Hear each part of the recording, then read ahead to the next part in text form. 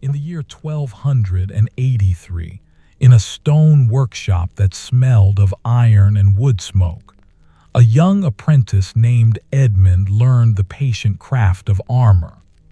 The morning light filtered through small windows as he worked alongside his master, discovering that the slowest hands often created the finest protection. Good evening. I am grateful you are here tonight. Tonight's story will carry us to a medieval smithy in the English Midlands, where we will follow Edmund through the quiet rhythms of his apprenticeship. Let yourself settle in, get comfortable, and know that there is nowhere else you need to be. This story will be here, unfolding slowly for as long as you need.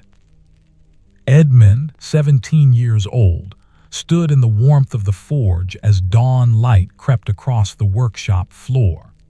His calloused hands rested on the wooden bench before him, still bearing the faint marks from yesterday's work. The scent of metal shavings and old stone wrapped around him like a familiar cloak, and he allowed himself a moment of quiet contentment before the day truly began. The forge itself was beginning to wake. His master, Thomas, entered through the heavy wooden door, bringing with him the cool morning air and the faint aroma of the bread he had collected from the baker's oven down the lane. Thomas, 61 years old, moved with the unhurried grace of a man who had spent 4 decades in this room, and his weathered face held the kind expression that had drawn Edmund to apprenticeship 3 years ago. "The air is gentle this morning," Thomas said, his voice as steady as the rhythm of the hammer. He set the wrapped bread on the stone shelf and began preparing the fire with movements so practiced they seemed to happen without thought. Edmund watched as his master arranged the kindling, his capable hands moving with such care that the wood fell into place as though guided by something deeper than sight. By the time the fire had settled into its steady warmth, the workshop had transformed. The forge radiated a comfortable heat that seemed to invite slower breathing, and the light from the flames cast moving shadows across the tools that hung in orderly rows along the walls. Each tool had its place, and Thomas had taught Edmund that this order was not mere habit, but a form of respect for the work, for the metal, and for the quiet mind that the organization created. "Come," Thomas said, and Edmund rose to join him at the anvil. "Today we continue with the pauldrons. There is no hurry. The metal will be ready when we are ready." Edmund felt his shoulders drop at these words. There is no hurry. They had been the most healing words he had learned in his apprenticeship, teaching him that patience was not slowness, but rather a deliberate choice to let work unfold in its proper rhythm. He moved to the forge and selected a piece of metal that had been waiting since the previous day, warming now in the gentle heat of the flames. The metal, when Edmund withdrew it on the long iron rod, glowed with a deep orange warmth that seemed almost alive. The color itself was soothing to watch, the way it shifted slightly in the moving light, the way it promised malleability without aggression. He carried it to the anvil with care, feeling its weight distribute through his arms in a way that had become familiar. "Feel the temperature through the metal," Thomas instructed, his voice carrying the same unhurried tone it always held. "Listen to what it tells you about readiness." Edmund paused, allowing the warmth to radiate through the iron rod, feeling it gradually move from the metal toward his hands. He could sense when the heat began its transition, when the metal began its slight shift from orange toward a yellow that meant it was approaching the end of its workable window. He struck the first blow then, and the sound that emerged was clear and resonant, not violent but purposeful, a tone that seemed to settle into the stone walls and become part of the workshop itself. Each subsequent strike followed the natural rhythm of the metal's response, and Edmund found, as he always did at this moment, that his mind had become nearly empty of thought. There was only the metal, the hammer, the anvil, and the steady pulse of his own breathing. Thomas stood nearby, occasionally offering quiet guidance. "Let the metal guide the hammer," he would say, "or feel the rhythm before you change it." His presence was a comfort rather than a pressure, and Edmund had come to understand that his master's greatest gift was the ability to teach through calm observation, allowing mistakes to become lessons rather than shame. As the morning deepened, the metal began to take shape. Edmund could see the pauldron emerging from what had been formless substance, could feel his hands becoming the necessary extension of the metal's own desire to become what it was meant to be. The workshop filled with the scent of hot metal and charcoal, a smell that Edmund had once found harsh but now found deeply soothing. Thomas moved to the water barrel and drew a measure of the cool, clear liquid, setting it nearby for when the metal would need its transforming plunge. The water itself seemed part of the craft, the necessary completion of each cycle, heat and cooling, shaping and resting, effort and gentleness working in balance. "You are learning to listen with more than your ears," Thomas said as Edmund paused to examine his work. "Metal speaks its own language. The hammer speaks. The anvil answers. All of these voices together create the conversation that makes good armor." Edmund nodded, understanding in some wordless way that this was true. By midday, the pauldron had reached the point where it needed to rest. Edmund carefully placed it on the cooling stone, where it would spend the next hours gradually releasing its heat, hardening into its final form. There was a rightness to this waiting period, a sense that the work was not impatient, but rather gathering strength in stillness. Thomas brought out the bread he had gathered that morning, tearing it into 2 equal pieces. They sat on the stone bench outside the workshop, where the autumn air was cool and pleasant against their skin. The bread was still slightly warm from the baker's oven, and as they ate, Edmund could taste the faint sweetness of grain that had been ground by the great water mill downriver. "Your father did not understand this work," Thomas said quietly, not unkindly. "He thought armor should be made quickly, that speed meant skill, but you have understood something different." Edmund looked at his master, seeing the understanding in those weathered eyes. "You have understood that the finest protection comes from patience. The strongest armor is made slowly, with care, by hands that refuse to hurry." They sat in comfortable silence, watching the light move across the workshop's stone wall. A bell from the distant church marked the hour, its tone carrying across the autumn air with a purity that seemed to slow time itself. Edmund felt, in that moment, a deep satisfaction that had nothing to do with achievement and everything to do with rightness, the sense that he was exactly where he belonged, doing exactly what his hands had been made to do. When they returned to the workshop, the day had shifted into its afternoon rhythm. The light had changed, becoming more golden, and the forge required less coaxing to maintain its steady warmth. Edmund began the work of cleaning and organizing, a task that might have seemed tedious, but that he had come to understand as essential. Each tool returned to its place was an act of gratitude. Each surface cleaned was a preparation for tomorrow. Thomas moved through his own afternoon tasks with the same deliberate care.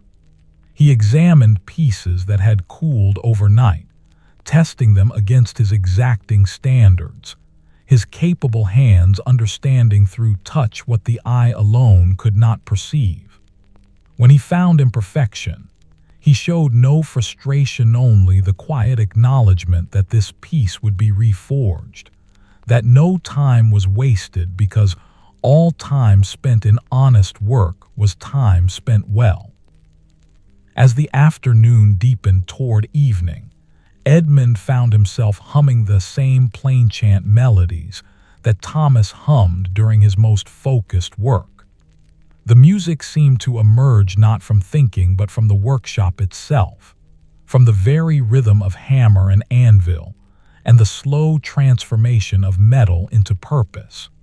His hands moved with increasing confidence, and he realized that he no longer needed to consciously remember each step. The knowledge had settled into his body, the way knowledge truly learned always does. The light was beginning to shift toward the golden amber of late afternoon when Thomas set down his own hammer and surveyed the day's work. The pauldron had cooled completely now, and Edmund carefully retrieved it, bringing it to his master for examination. Thomas turned it slowly in his capable hands, testing its weight, running his weathered fingers across the surface with the tenderness one might show a sleeping child. "This is good work," Thomas said finally. "Not perfect, there is a slight irregularity here that we will correct tomorrow, but the intentions are true. You shaped this metal with care and respect. It will protect someone well." Edmund felt warmth bloom in his chest at these words, not the pride of achievement, but something deeper, the satisfaction of work done with integrity. Edmund, 17 years old, carefully set the pauldron on the shelf where finished pieces awaited collection. His calloused hands moved with the same unhurried grace he had learned from watching Thomas work, and the faint marks from the day's labor seemed to mark him as belonging fully to this craft now. The workshop was settling into the quiet that came before closing. Thomas moved through the space with his weathered hands, conducting a final inspection, checking that the forge fire was banked to the proper level, that tools hung in their designated places, that the stone floor was swept of debris. Edmund watched his master work, understanding now that these closing rituals were as important as the creation itself, a form of respect for the tools and the space that had given the day its shape. "Come," Thomas said, gesturing toward the bucket of cool water that stood in the corner. "We will clean ourselves before the evening meal." Edmund approached the bucket, rolling his sleeves back to expose arms still warm from the day's heat. The water was cool and refreshing, a gentle shock against his skin that seemed to wash away not just the day's grime, but also the intensity of focus that the work required. As Edmund cleaned his hands, he noticed again the transformation that had occurred over his 3 years of apprenticeship. The soft hands of a merchant's son had become capable and marked, bearing the evidence of honest work. The calluses spoke of countless repetitions, of knowledge that had been earned through patient practice rather than received through instruction. When he looked at his reflection in the water, he saw someone he did not quite recognize, someone older, perhaps, or simply someone who had found his true place in the world. Thomas dried his own hands on a linen cloth that hung by the door, the fabric worn soft from years of use. His weathered face held the deep contentment that Edmund had come to understand, as the emotional baseline of his master's life, not the absence of difficulty, but rather the presence of purpose. Thomas, 61 years old, had worked through 4 decades in this workshop, and his hands bore the permanent marks of that dedication. Yet his expression held no bitterness, only the quiet satisfaction of a man who had never questioned whether his work mattered. "The evening will be cool," Thomas observed, glancing toward the small window where the light was shifting toward deeper gold. "We will have good bread and strong ale, and perhaps my wife will have prepared a pottage with herbs from her garden. These are the small comforts that make the day's labor worthwhile." Edmund smiled at his master's simple gratitude, understanding that this too was part of the craft, knowing how to receive rest as mindfully as one gave effort. They stepped out into the autumn evening, and the workshop door closed behind them with the solid sound of wood against wood. The lane was quieting as the day released its hold, and other craftsmen were emerging from their own spaces, the mason with stone dust still clinging to his beard, the weaver with the faint marks of her loom still visible on her forearms. Each carried the evidence of their day's devotion, and they nodded to one another in the wordless acknowledgement of those who had spent their hours in honest work. The scent of wood smoke rose from chimneys throughout the small town, mingling with the aroma of bread that still lingered from the baker's ovens. The air itself seemed to slow the pace of walking, inviting a more leisurely movement toward home. Thomas led the way through the familiar streets, his capable hands swinging easily at his sides, his pace the same steady rhythm that defined all his movements. They passed the church as the bell marked the hour for evening prayers. The sound was pure and crystalline, and Edmund felt it settle something within him, a reminder that time moved according to rhythms larger than his own, that his work existed within a greater pattern. Thomas paused for just a moment, his weathered face tilted upward as though listening to something beyond the bell's physical sound. When they arrived at Thomas's cottage, a modest stone building with a thatched roof, the door opened before they could knock. Thomas's wife, Margaret, stood in the warm light that spilled from within. Margaret, 58 years old, with graying hair bound in a simple linen cloth and work-reddened hands that matched her husband's in their evidence of skill, smiled at the sight of them. "The evening has treated you well?" she asked, and there was genuine inquiry in her voice. It was one of the things Edmund had come to love about his master's household, that the work of the day was honored through genuine interest, not through obligation.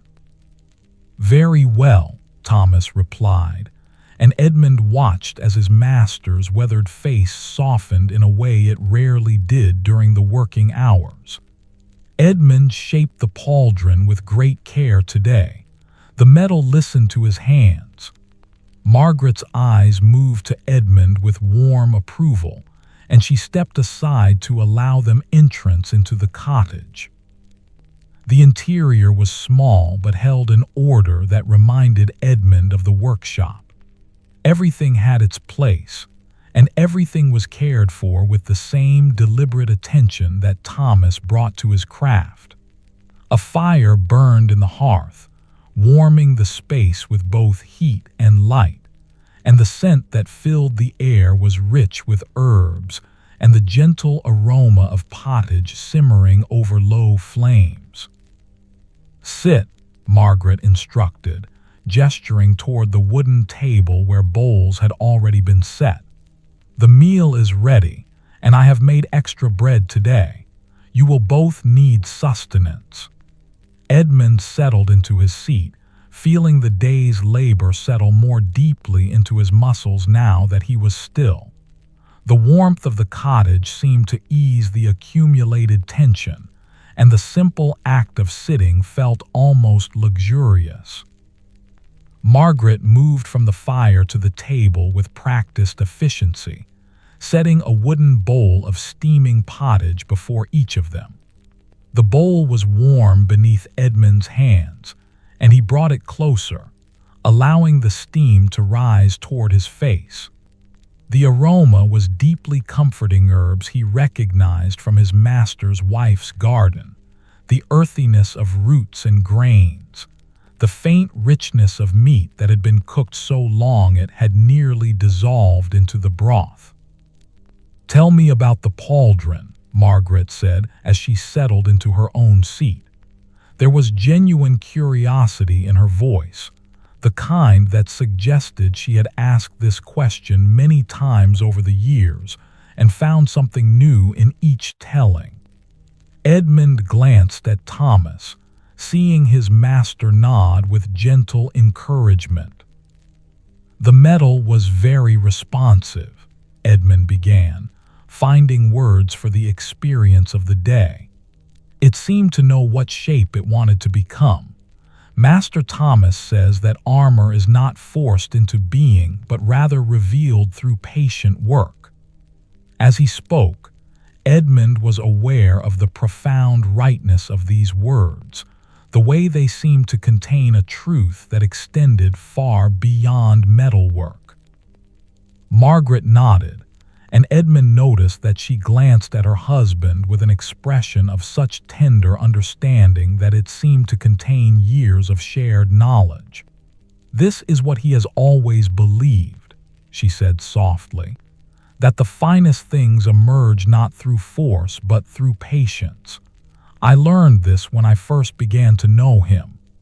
She returned her attention to her pottage, and Edmund sensed that she had shared something precious simply through this brief observation. They ate in a comfortable silence that Edmund had come to understand as a sign of true household harmony. The pottage was nourishing and flavorful, each spoonful warming him from within.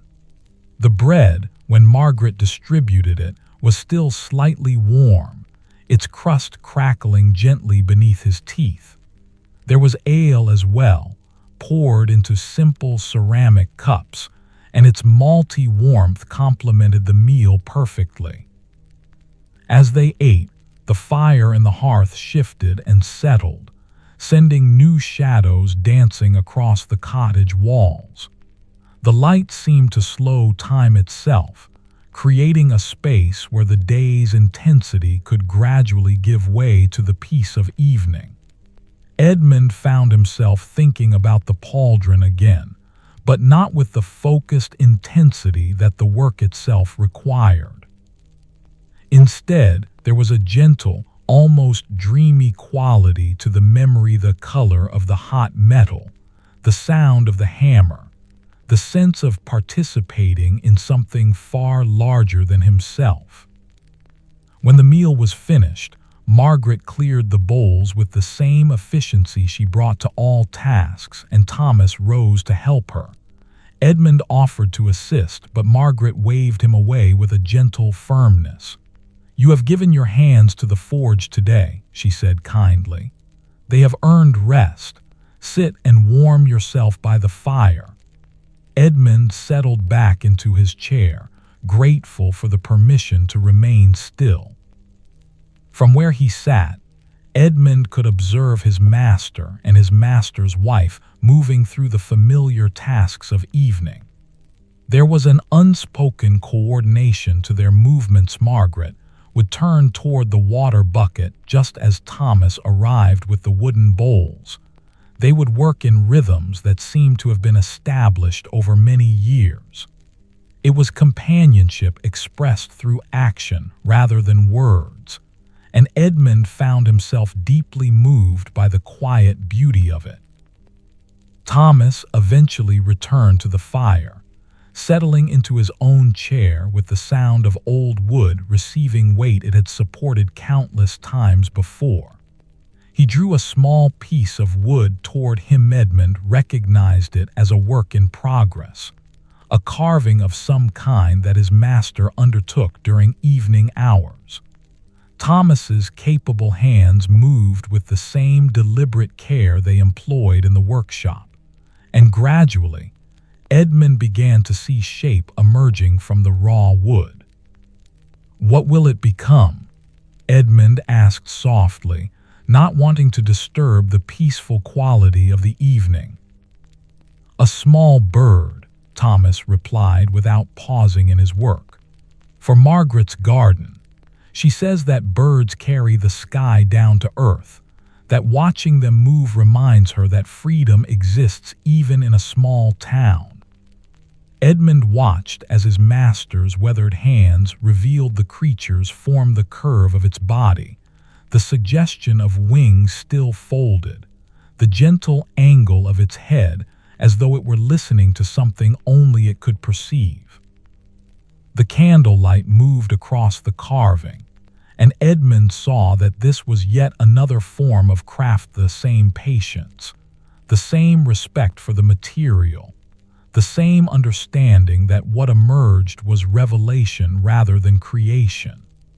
In watching his master work, Edmund felt something settle more deeply within him, the understanding that the lessons learned in the forge extended into every aspect of a well-lived life. Margaret returned to her seat, bringing with her a basket of mending. She worked with the same unhurried care, her needle moving in and out of fabric with the practiced rhythm of countless repetitions. The cottage had become a space of gentle productivity, each person engaged in their chosen task, yet fully present together. There was no urgency, no sense of time being wasted. Rather, there was the profound peace of a household, where everyone understood that time spent in honest work and true companionship was time that had always been meant to be spent exactly in this way. Outside, the evening deepened toward night. The sounds from the lane gradually quieted as neighbors settled into their own homes. The fire in the hearth continued its slow conversation with the chimney, and the candlelight held its gentle dominion over the small space. Edmund felt his body relax more fully with each passing moment, feeling the day's intensity transforming into a kind of deep, satisfied fatigue. Thomas set down his carving as the candles began to burn lower. The bird had taken clear shape now. Edmund could see the delicate curve of its body, the careful detail of its eye. His master held it up to the firelight, examining it with the same critical appreciation he brought to all his work. "It is not yet finished," Thomas said, his voice carrying the satisfaction of work well begun. "But it is approaching completion. Tomorrow evening, when the light is good, I will add the final details. For tonight it rests." He set the carving carefully on the shelf above the hearth, where it caught the last light from the fire and seemed almost to breathe in the flickering shadows. Margaret gathered her mending, and Edmund understood that the evening was drawing toward its natural close. She rose and moved toward a small door that led to the sleeping quarters, pausing to place a gentle hand on her husband's shoulder as she passed. Thomas reached up to acknowledge the gesture, his weathered hand meeting hers for just a moment, an exchange so brief and so complete that it seemed to contain the essence of long partnership. Edmund rose as well, understanding the unspoken rhythm of the household. "I will return to the apprentice quarters," he said softly. The quarters were a small room attached to the workshop, where Edmund had lived since beginning his training. It was sparse but clean, and after the long day, it felt deeply welcoming. "Sleep well," Thomas said, and there was something in his weathered face that suggested he saw something in his young apprentice that Edmund did not yet see in himself, perhaps the possibility of mastery, perhaps simply the satisfaction of knowing that the craft would continue, that the knowledge accumulated over a lifetime was not being lost, but rather being carried forward into capable hands. Edmund made his way through the quiet night, following the path he had traveled countless times. The apprentice quarters were cool but welcoming. He lay on his simple bed, feeling the weight of the day settle more fully into his bones now that he was truly still. His hands, even at rest, seemed to remember the day's work, the shape of the hammer, the temperature of the metal, the rhythm of strike and pause and observation. As sleep began to approach, Edmund found his thoughts moving gently through the moments of the day. The metal is warming in the forge. The sound of the hammer striking was true. The weight of the pauldron in his master's weathered hands. The simple meal shared with quiet gratitude. The sight of his master's hands meeting his wife's for just a moment in acknowledgement. The bird emerged from the wood, not yet finished but approaching its completion. Each memory carried with it a kind of peace, a sense that his life was unfolding exactly as it was meant to unfold. Tomorrow there would be more metal to shape, more lessons to learn through patient practice. But for now, in this moment between waking and sleeping, Edmund allowed himself to rest in the profound satisfaction of knowing that he had found his true work, and that the hands that would carry this craft forward were his own. Edmund, 17 years old, woke to the sound of the workshop bell, not the loud clanging that marked the hours, but the small, gentle tone that Thomas rang each morning to summon the apprentices to their work. His calloused hands were the first thing he became aware of as consciousness returned, still bearing the faint warmth of sleep. The marks of yesterday's labor settled into his skin like permanent reminders of his purpose. The apprentice quarters were cool in the early morning, but not uncomfortably so. The small window that faced east was just beginning to show the faintest hint of dawn, not yet light, but the promise of it, the way the darkness was gradually thinning, as though someone were slowly drawing back a heavy curtain. Edmund rose and moved to the window, feeling the stone cool beneath his bare feet. Beyond the window, the workshop courtyard was still quiet. The water barrel caught the first hints of approaching dawn, its surface like dark glass.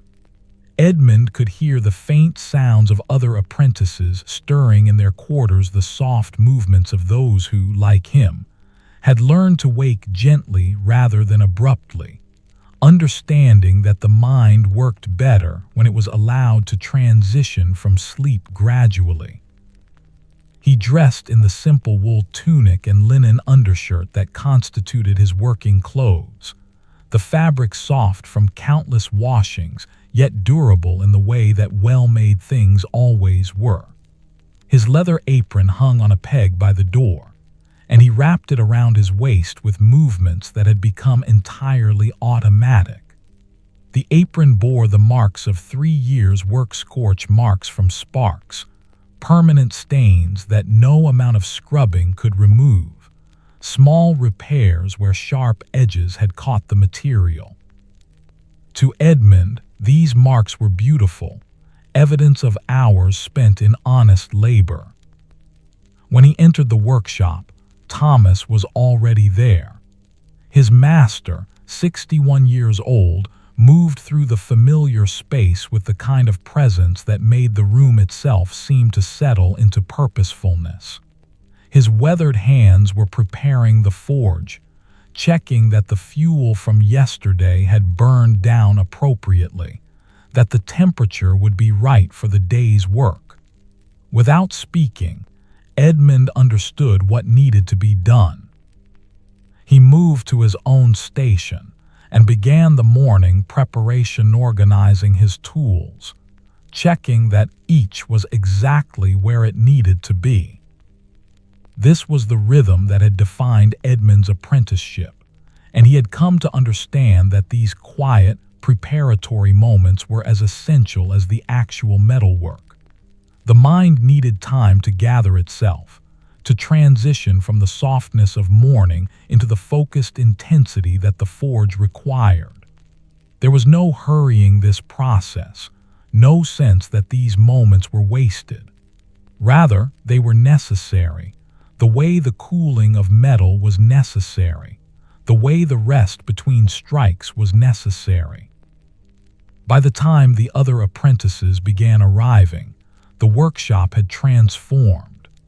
The forge was warming gently, and the light from the flames was beginning to push back against the gray of pre-dawn. The air itself had that particular quality that Edmund had come to recognize as the signature of morning cool and fresh, carrying the sense of damp stone and the faint aroma of the bakery's first loaves already cooling in the pre-dawn air. There were 3 other apprentices in Thomas's workshop, each at different stages of their training. William was the newest, having arrived only 3 months ago, his hands still soft despite the work, his movements still uncertain about which tool to reach for.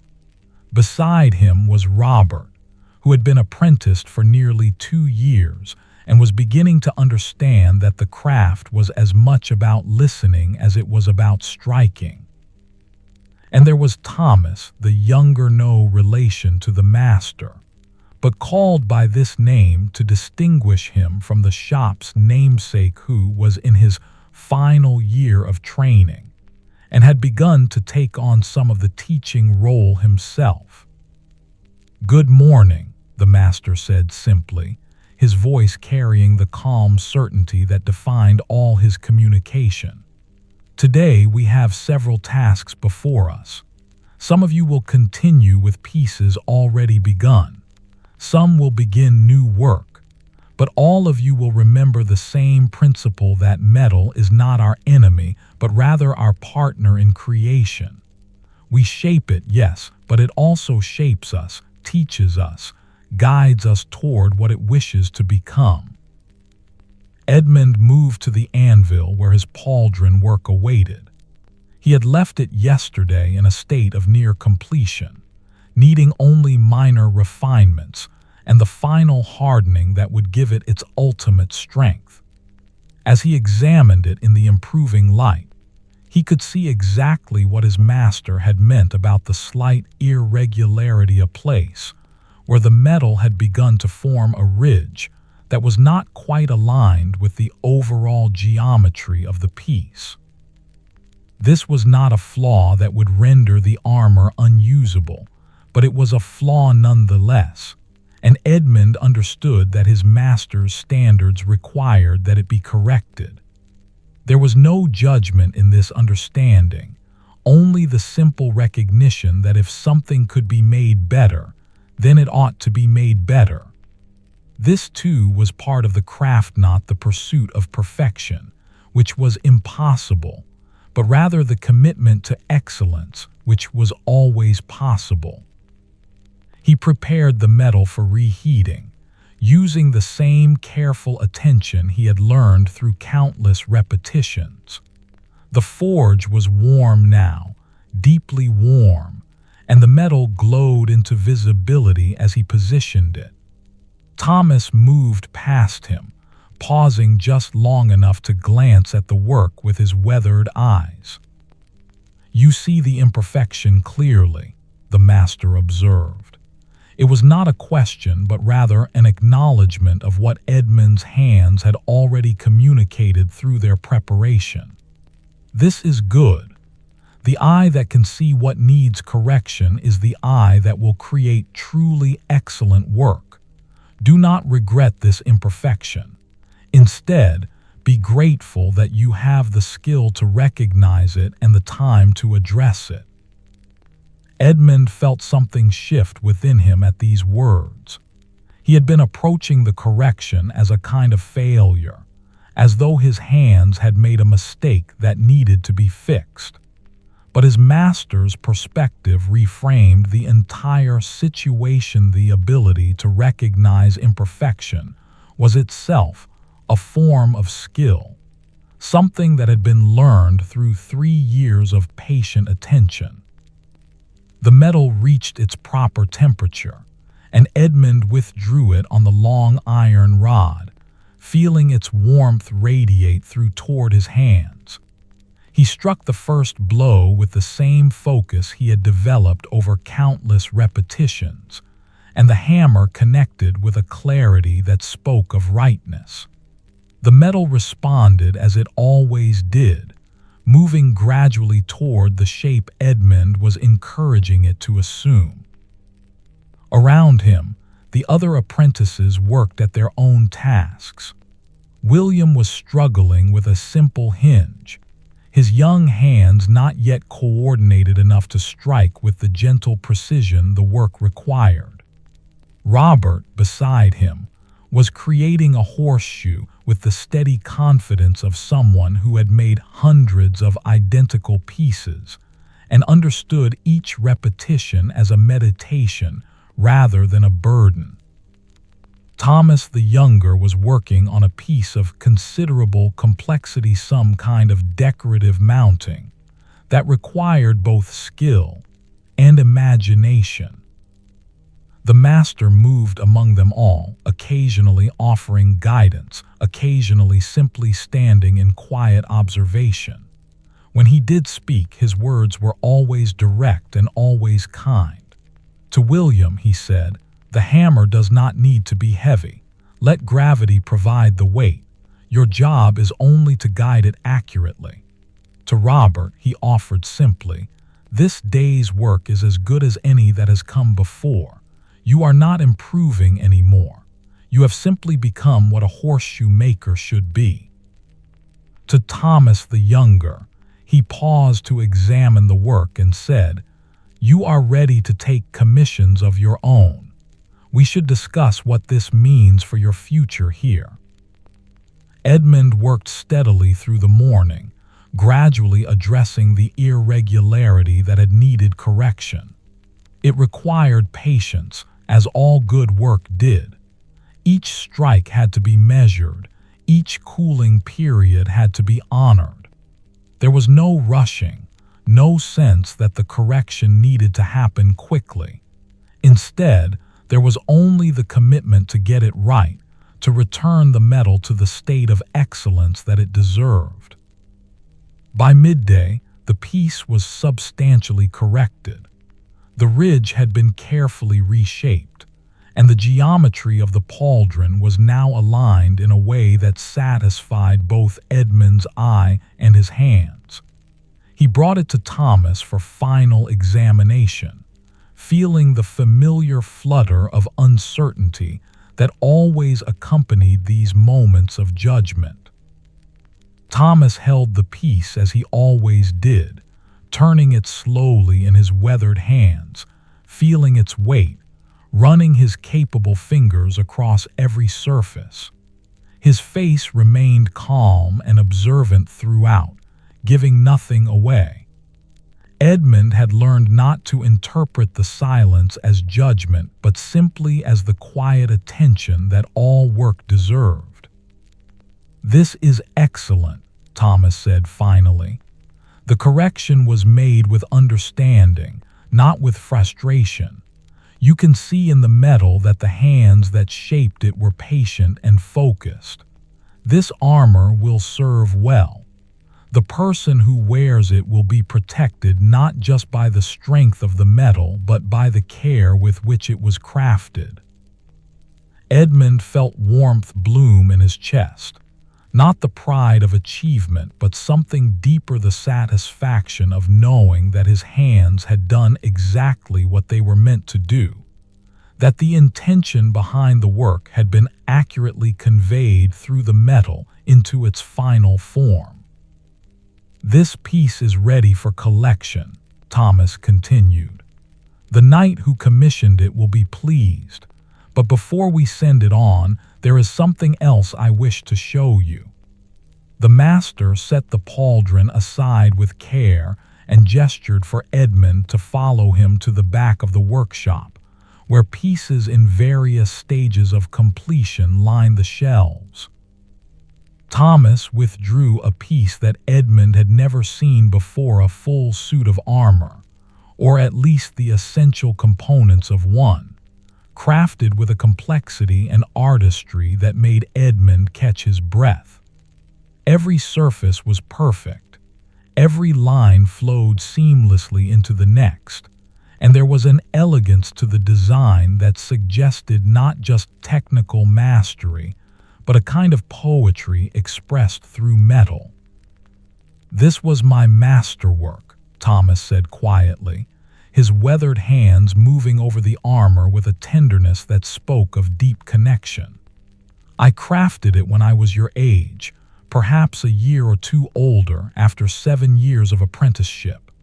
It took me an entire year to complete, working every day, bringing all that I had learned into this single piece."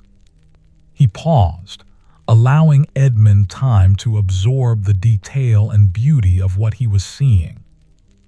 "It was never sold," the master continued.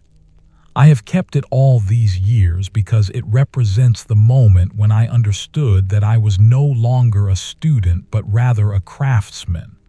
When I completed it, I knew that the metal no longer questioned my hands.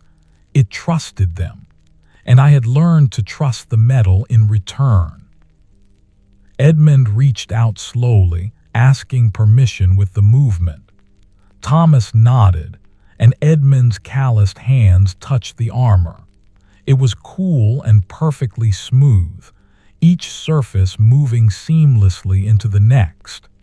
He could feel the quality in it, could sense somehow the countless hours and the patient focus that had gone into its creation. "What will you do with it?" Edmund asked softly. "Eventually," Thomas said, "I believe it will belong to you. Not yet, you still have much to learn. But someday, when you are ready to create your own masterwork, you will understand what this piece means. It will remind you that excellence is possible, that patience always yields results, that the metal will always respond to hands that treat it with respect." Edmund felt tears prick at his eyes, though he could not have fully explained why. Perhaps it was the weight of what his master was suggesting, that he might someday create something of equal beauty, that the craft might contain within it the possibility of mastery that matched his master's own. Or perhaps it was simply the profound kindness of being shown this piece, of being invited to understand that his master had once been where Edmund was now, uncertain and learning, gradually discovering that he had been made for exactly this work.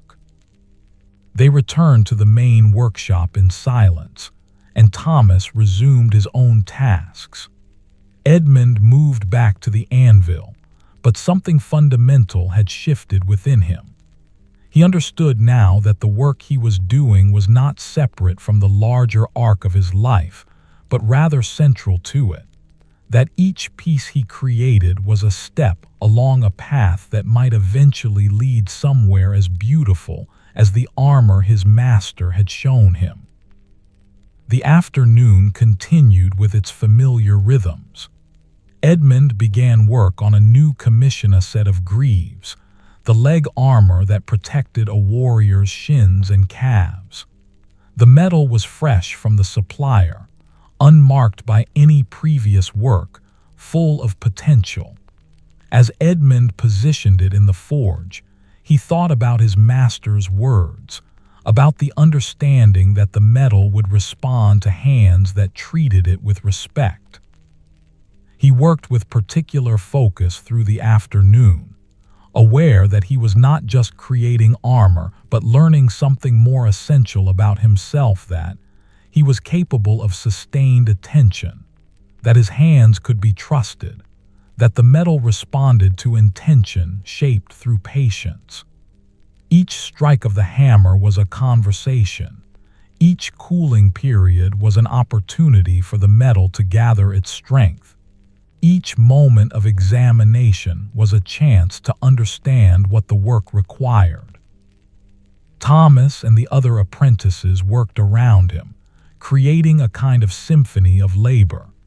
The forge sang with the rhythm of multiple hammers, each at different tempos but all contributing to a larger pattern. The sound was deeply soothing, a repetitive music that seemed to slow time itself and create a space where the mind could simultaneously focus and rest. As afternoon light began to shift toward evening, Thomas approached Edmund's station and observed the beginning stages of the greaves. "You are learning to listen with your entire body," the master said, his weathered face carrying quiet approval. "Not just your ears, not just your eyes, but your hands, your shoulders, your breath. When all of these things are listening together, the metal cannot help but become what it should be." Edmund paused in his work, absorbing these words as though they contained something far more important than the greaves he was creating.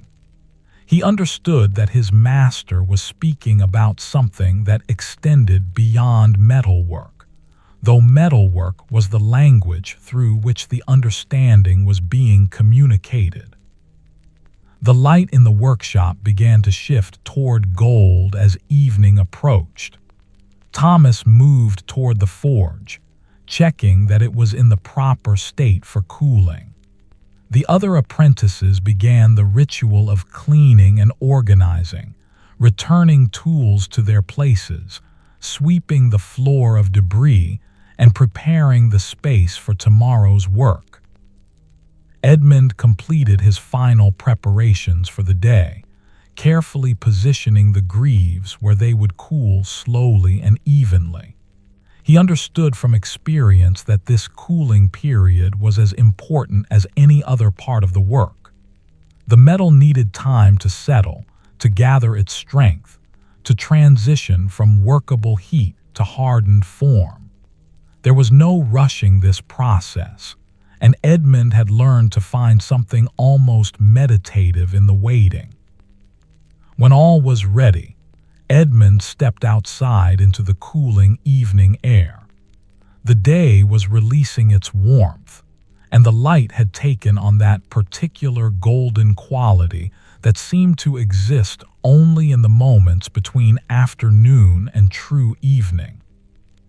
The workshop and the apprentice quarters were bathed in this light, and everything seemed to glow from within the weathered stone, the worn wooden doors, the simple garden where Margaret grew her herbs and where, Edmund remembered, his master's carving of the bird was waiting to be finished. He made his way to the well to draw fresh water for washing, and as he did, he found himself thinking about the armor his master had shown him.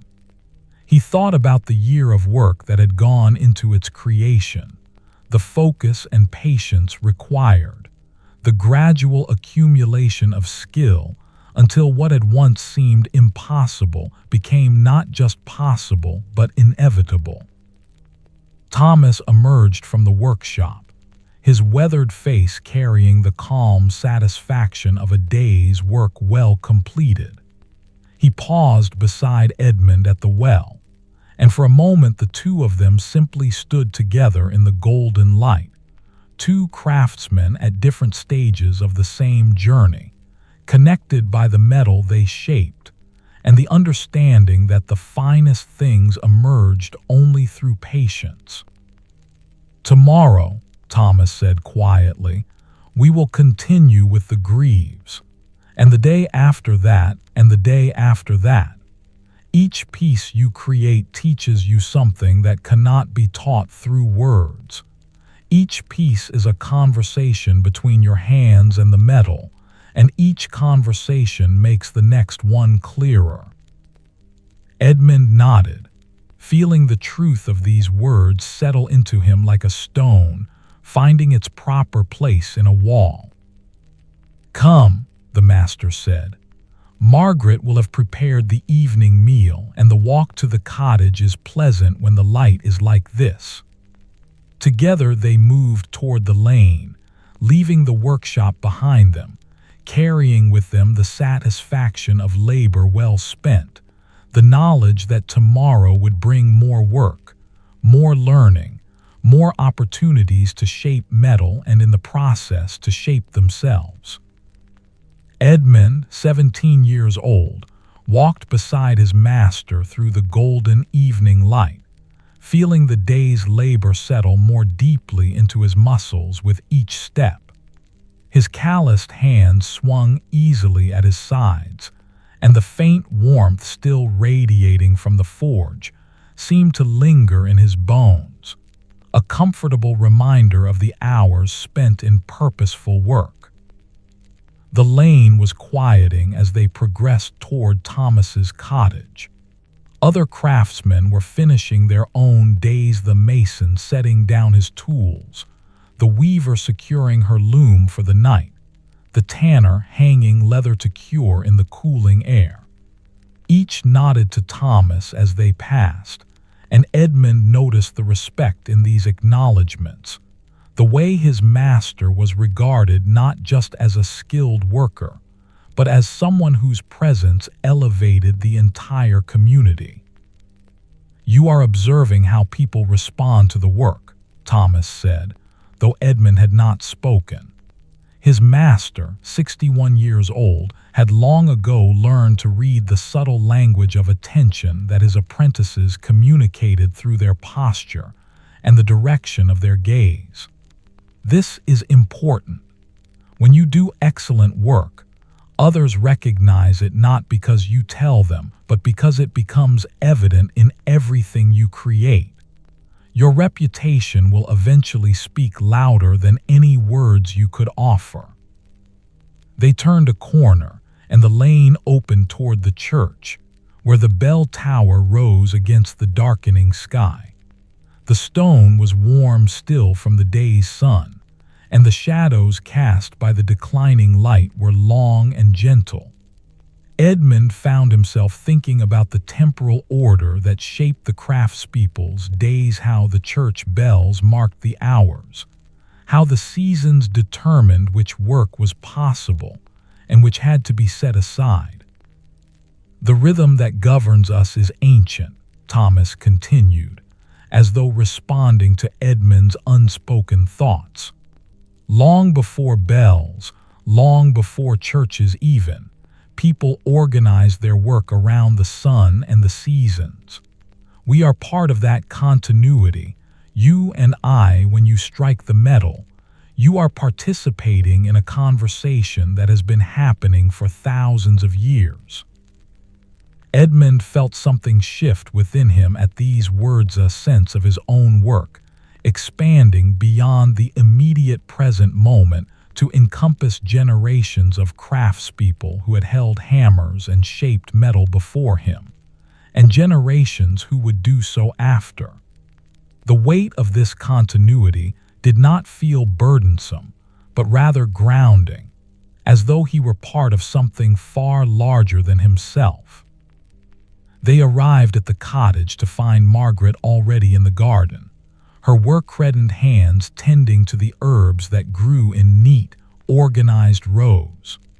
Margaret, 58 years old, with graying hair visible beneath her linen head covering, moved among the plants with the same unhurried grace that her husband brought to his metalwork.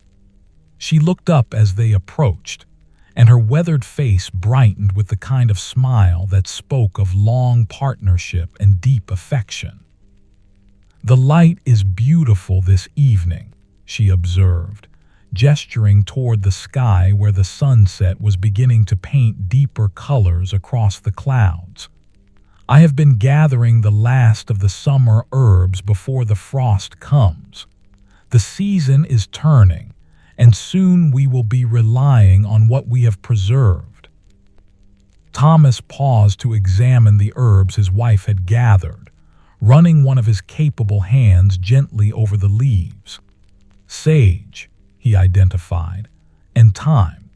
These will sustain us well through the winter months." There was something in his tone that suggested he was speaking not just about the herbs themselves, but about the wider principle of gathering and preserving, of understanding that preparation during abundance ensured comfort during scarcity. They entered the cottage, and Margaret secured the door against the cooling evening air. The fire in the hearth had been kept low during the day, but she began to add fresh kindling, gradually building it back up to a comfortable warmth. The scent of the herbs she had been gathering seemed to intensify as the heat reached them, filling the small space with a fragrance that was both complex and deeply soothing. "I have made soup today," Margaret said, moving toward the cooking pot that hung over the fire. "With vegetables from the garden and some of the preserved meat from last winter. It should be ready to eat." She withdrew a wooden spoon and stirred the pot with practiced movements, and Edmund could see the thick, rich liquid beneath, studded with pieces of root vegetables that had been cooked until they were nearly translucent. Thomas settled into his chair by the fire, and Edmund understood this as an invitation to do the same. His master, 61 years old, leaned back with the kind of relaxation that only came after honest work, his weathered face reflecting the firelight in a way that suggested deep contentment. Edmund took his own place nearby, feeling the day's fatigue becoming more pronounced now that he was allowing himself to rest. "There is something I have been considering," Thomas said quietly, his voice carrying the kind of tone that suggested important matters were about to be discussed. "You are approaching a point in your apprenticeship where you might begin to think about what comes next. Your 3-year commitment is not yet complete, but the time will pass more quickly than you expect." Edmund felt his attention sharpen, though he maintained his outward relaxation. He had not yet allowed himself to think beyond the immediate present, but he understood that his master was right. The time would come when his formal apprenticeship would end. "There are several paths available to you," Thomas continued, his weathered hands clasped loosely in his lap. "You could complete your apprenticeship and then seek work with another master, learning different techniques, expanding your range. You could travel to larger towns or cities and find work in more ambitious workshops. Or," he paused, and Edmund heard something significant in that pause, "you could remain here and eventually become my partner in this workshop. Not yet, but eventually." Edmund's breath caught slightly, though he attempted to keep his expression calm. To remain here, to work alongside his master, to eventually become a true partner rather than simply an apprentice, this was something he had not dared to hope for, though he now realized that it had been the deepest wish of his heart. Margaret emerged from the fire with 2 wooden bowls filled with the rich soup, and she set them carefully before her husband and his apprentice. She handed each of them a spoon made of smooth wood, worn from years of use, and a piece of bread that was still warm from the oven. "Do not answer now," Thomas said, as Margaret settled into her own seat with her own bowl. "This is not a decision that should be made quickly. It requires thought, consideration, and honest reflection about what kind of craftsman you wish to become and what kind of life you wish to lead. Take the time you need. We will speak of it again when you are ready." Edmund nodded, understanding the weight of what his master had offered and the trust implicit in the offer.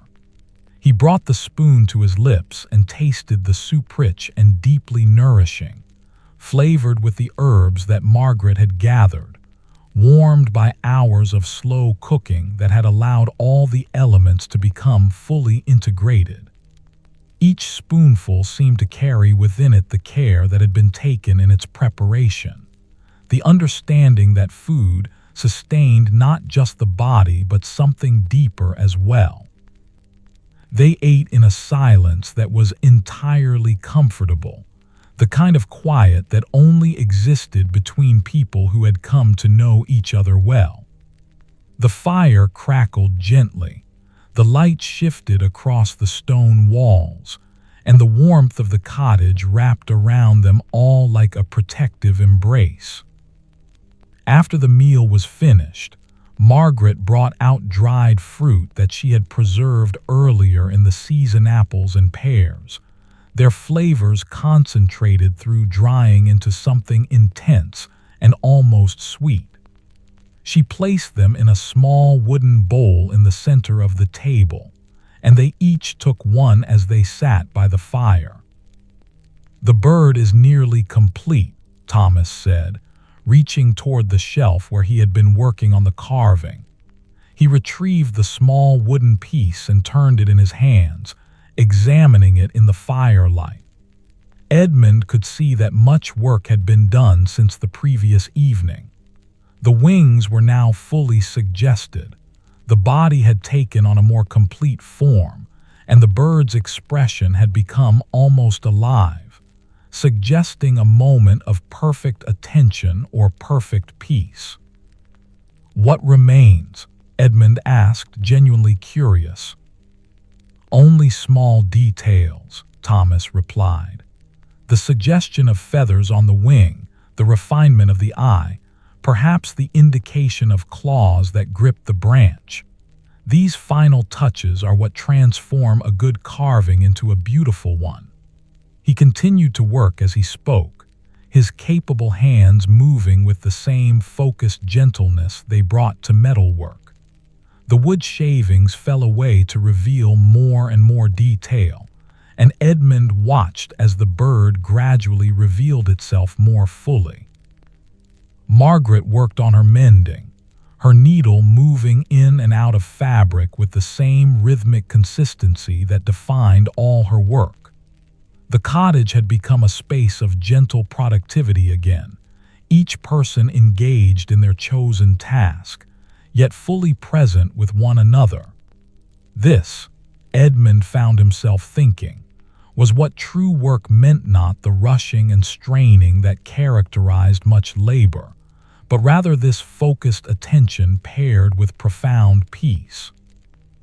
As the evening deepened, Thomas set down his carving and rose to add more wood to the fire. The flames responded immediately, rising and brightening, casting new and deeper shadows across the room.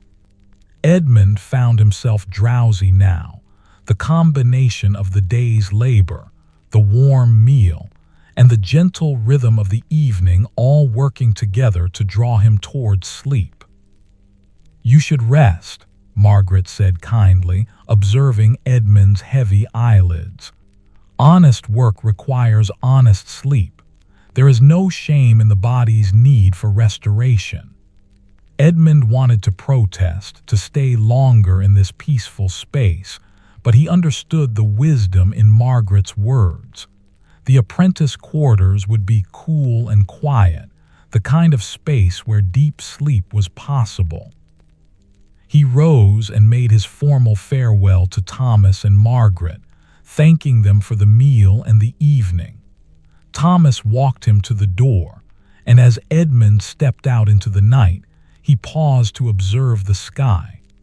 Stars were emerging now, scattered across the darkness like scattered drops of light. The air was cool and carried the scent of wood smoke and the herbs that Margaret had been gathering. "Sleep well," Thomas said from the doorway. "Tomorrow brings new work and new learning. Your hands have done good work today. Let them rest fully tonight." Edmund made his way back to the workshop in the starlight, following the familiar path with ease despite the darkness. The apprentice quarters were indeed cool and quiet, and he undressed quickly, sliding beneath the blanket that covered his simple bed. His body ached pleasantly from the day's labor, and his mind, instead of racing through thoughts, seemed to settle into a kind of peaceful emptiness. He found himself thinking about his master's offer, about the possibility of eventually becoming a partner in the workshop, of spending decades in this work the way Thomas had done. The thought was not anxious, but rather deeply comforting, as though he had been searching for a home and finally found one that matched him perfectly. Sleep came quickly and deeply, the kind of sleep that restores not just the body but something essential in the spirit as well. Edmund's dreams were simple and untroubled images of metal warming in the forge, the sound of the hammer striking true, the sight of his master's weathered hands guiding him toward understanding. When he woke the next morning to the sound of Thomas's gentle bell, he felt more rested than he could remember feeling in a long time. The apprentice quarters were still dark, but the eastern window showed the promise of dawn. Edmund rose and dressed in the familiar ritual, feeling his body move with greater ease than it had before, the muscles already beginning to remember their work and to anticipate the day ahead. The workshop was beginning to wake as Edmund entered. The other apprentices were arriving in their own time, and Thomas was already there, preparing the forge with the kind of unhurried attention that characterized all his work. The master looked up as Edmund arrived, and something in his weathered face suggested that the previous evening's conversation remained present between them, not urgently but as a gentle undercurrent, something that would surface again when the time was right. "Good morning," Thomas said simply. "Today we continue with the Greaves, and we have several other commissions that require attention. But first, I would like you to observe something." The master led Edmund to the back of the workshop, where a piece of armor Edmund had never seen before was displayed on a wooden stand.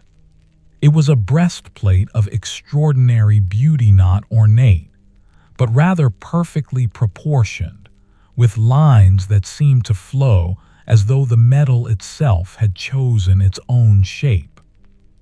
"This was commissioned by a noble from 3 towns over," Thomas explained. "He came to me because he had heard that I do work that lasts, work that honors both the wearer and the craft itself. This breastplate took me 4 months to complete.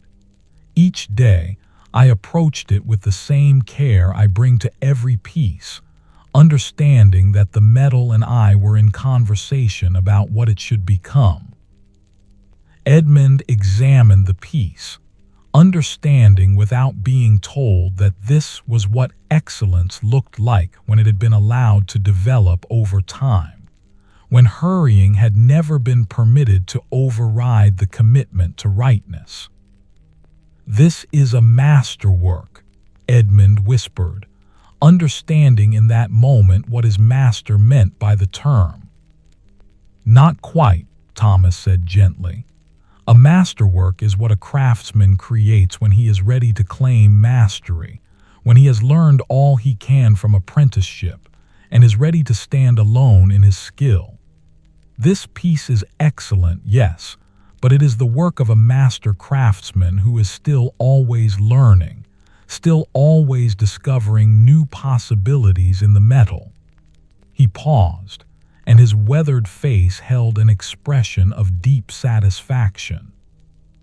"A true masterwork would be your own creation, made when you are ready to claim that you are a master, not because you have finished learning, but because you understand that you will never finish learning, and that this understanding is itself what makes you a master."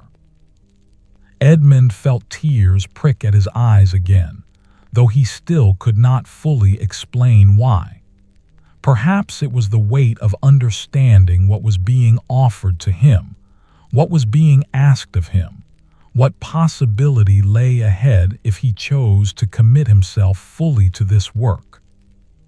"Come," Thomas said, his tone returning to its everyday calm. "The forge is ready and the metal is waiting. There is much work to do today, and each piece we create is a step along the path toward mastery." They returned to the main workshop, and Edmund took his place at the anvil where the greaves from the previous day had cooled completely. They were ready now for the next phase of work, the refinement and hardening that would transform them from roughly shaped metal into finished armor. As Edmund examined the piece, he could see where yesterday's work had left its mark, and he understood that today's work would build upon that foundation and would carry the piece further along its journey toward completion. This was the way of craft. He realized nothing was ever finished in isolation, but rather each phase of work existed in conversation with all the other phases, all the way back to the raw metal and forward into the future when someone would wear this armor and depend on it for protection. He positioned the greaves in the forge with the same careful attention his master had taught him, feeling the metal respond to his hands as though it recognized him, as though the relationship between craftsman and material had deepened through the previous day's work. The forge was warm and welcoming, and as Edmund began his work, he felt a profound sense of rightness settle into him.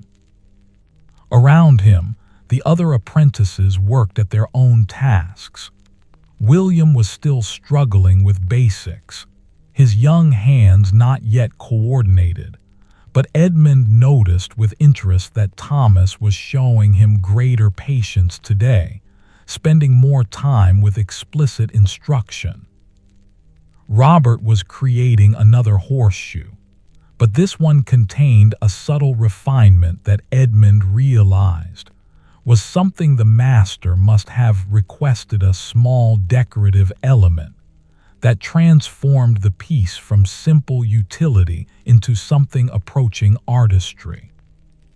And Thomas, the younger, was working on a commission that Edmund did not recognize, something complex and ambitious that suggested his final year of apprenticeship, was introducing him to the kind of challenges he would face once he achieved his mastership and began working independently. The morning progressed with the familiar rhythm of the workshop. The sound of multiple hammers created a kind of symphony, each at its own tempo, but all contributing to a larger pattern. The forge sang, the metal responded, and Edmund found himself moving deeper into the focused state where thought became almost unnecessary, and the hands simply knew what they needed to do. By midday, the greaves had been substantially refined. The imperfections had been corrected, The lines had been perfected, and the piece now carried the appearance of true craftsmanship, not just something that would function, but something that would be beautiful, that the wearer would be proud to possess. Thomas approached Edmund's station as the apprentice was preparing to remove the piece from the forge for its next cooling period. The master examined the work with his weathered eyes, running his capable hands over the surface with the kind of attention that seemed to understand the metal through touch alone. "This is excellent work," Thomas said, and Edmund had come to understand that when his master used this particular tone, he meant it not as casual praise but as genuine assessment. "You are beginning to understand that excellence is not achieved through force, but through alignment, aligning your intention with the metal's nature, aligning your hands with the rhythm of the work, aligning your mind with the understanding that patience always yields better results than hurrying." Edmund felt warmth bloom in his chest again at these words, not the warmth of pride, but rather the warmth of recognition, the sense that he was becoming exactly what he had always been meant to become, that his hands had been made for this work, that the long hours of apprenticeship were gradually revealing his true nature. "You may take a rest period now," Thomas said. "There is bread and ale in the small room off the workshop. Sustain yourself, and then we will continue with the final stages of the greaves this afternoon." Edmund made his way to the small room where Thomas kept supplies for the apprentices. There was indeed fresh bread, still warm, and a pitcher of ale that had been brewed with honey and herbs. He broke off a piece of bread and took a long drink of the ale, feeling the nourishment settle into him. Through the window of the small room, he could see out into the courtyard where the day was at its brightest and warmest point. He found himself thinking about Margaret's comment from the previous evening that the season was turning, that soon the frost would come, and the world would shift into its winter phase.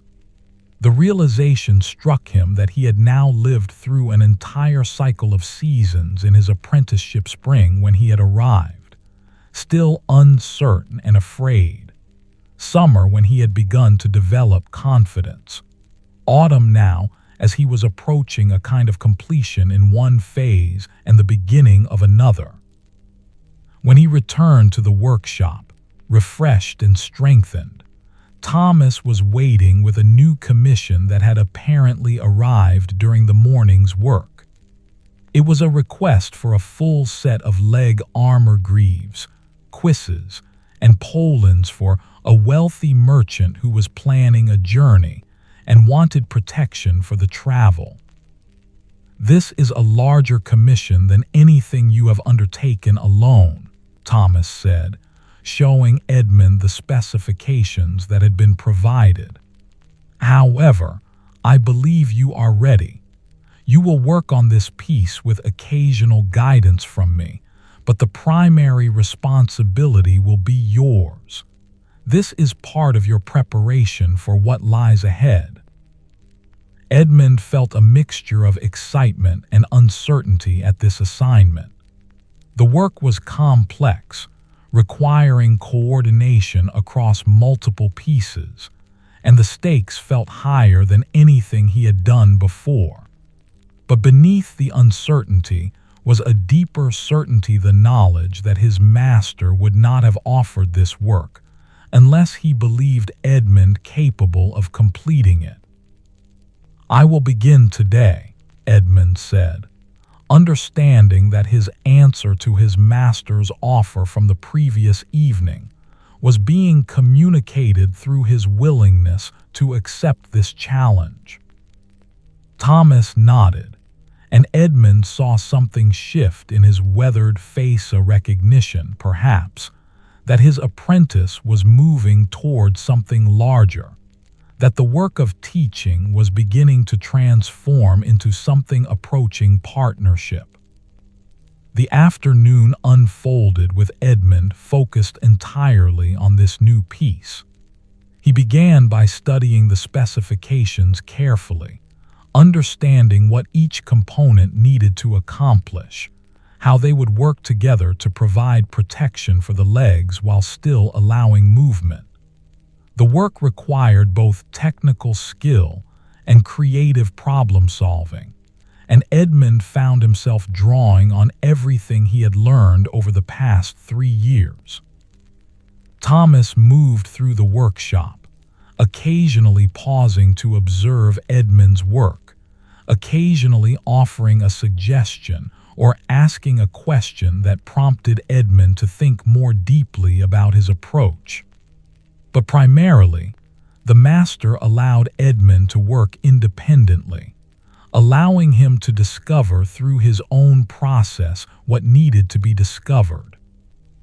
As the afternoon light began to shift toward evening, Edmund stood back from his work and surveyed what he had accomplished. The first components of the leg armor were taking shape. The metal was responding well, and the piece was beginning to show the promise of becoming something excellent. He felt profound satisfaction in this realization, not because the work was complete, but because it was well begun, because the direction was clear, because the metal seemed to understand what he was trying to accomplish. Thomas approached as Edmund was setting aside his tools for the day. "You have done good work," the master said simply. "Rest well tonight, and tomorrow we continue. There is much ahead of you, Edmund, 17 years old. Much work and much learning, and I believe you are ready for all of it." Edmund made his way back to the apprentice quarters as the evening settled in, feeling the weight of the day's labor balanced by the deep satisfaction of work well done. Tomorrow would bring more challenges, more opportunities to test his growing skills, more lessons that would gradually accumulate into mastery. As he lay on his simple bed in the cool darkness of the apprentice quarters, Edmund found himself at peace with the uncertainty of the future, understanding that the path ahead was not something to be feared, but rather something to be welcomed, one day of patient work at a time. Edmund, 17 years old, woke to the familiar sound of Thomas's bell marking the beginning of another day. The apprentice quarters were still dark, but the quality of the darkness had shifted, that particular darkness that comes just before dawn, when the night is beginning to release its hold. His calloused hands were the first awareness to return as consciousness gradually arrived, and Edmund flexed them gently, feeling the muscles remember the work they had done the day before. He rose and moved through the familiar ritual of dressing, each movement automatic now, allowing his mind to settle gently into wakefulness.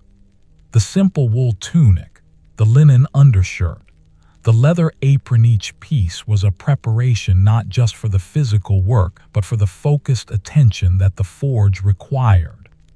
By the time Edmund stepped out into the pre-dawn air, his body was beginning to remember that there was work waiting, that metal needed shaping, that the day held purpose.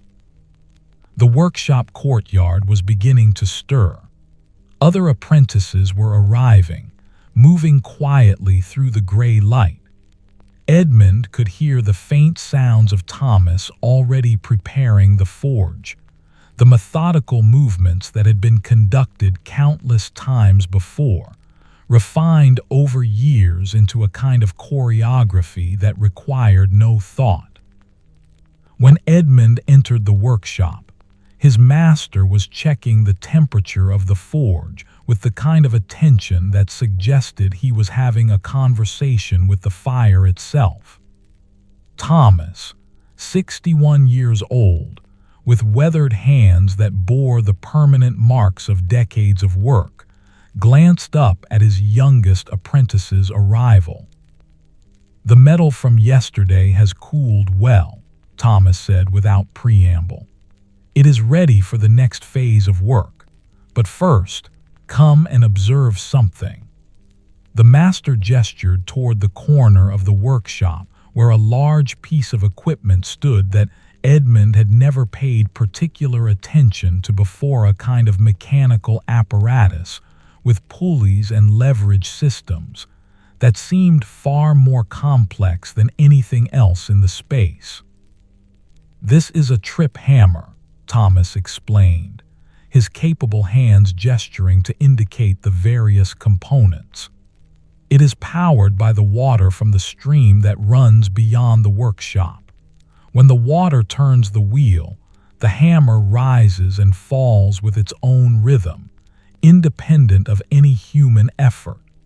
It is very useful for certain kinds of work, preliminary shaping, repetitive hammering that would exhaust a human craftsman." Edmund examined the device with interest, understanding that this was advanced technology, something that had been invented to address the limitations of human strength and endurance. "However," Thomas continued, and there was something in his tone that suggested an important lesson was about to be communicated, "there are some pieces of work that can never be entrusted to the trip hammer. The most delicate work, the work that requires true listening, the work where the metal must be understood as something with its own intelligence, this work must always be done by human hands, working at a pace that allows for genuine conversation between the craftsman and the material." Edmund found himself thinking about the armor his master had shown him, the breastplate that had taken 4 months to complete. He understood now that the excellence of that piece derived not from the efficiency of the work, but from the slowness of it, from the refusal to allow speed to override attention. "The greaves you are working on now," Thomas said, "are complex enough that you will use the trip hammer for some of the preliminary shaping. But the final refinements, the details that make it beautiful rather than merely functional, those you will do by hand, with your own hammer and your own understanding of what the metal needs." Edmund nodded, feeling the weight of this distinction settling into him. There was something almost sacred about the idea that certain kinds of excellence could only be achieved through human effort, through the refusal to accept mechanization as the answer to all problems. The other apprentices began arriving in earnest now, and Thomas moved among them with his customary calm. William was struggling again with basic technique, his young hands still not coordinated, but Edmund noticed that the master was showing him something new today, the proper way to grip the hammer so that the force came from the rotation of the shoulders rather than from strength alone. "The hammer is not a weapon," Thomas instructed, his voice patient but firm. "It is a tool of communication. You do not force the metal into shape. Rather, you suggest a direction and allow the metal to follow. The lighter your grip, the more clearly the metal can respond to your intention." Robert continued his work on a commission that Edmund had come to understand was paying special attention to detail.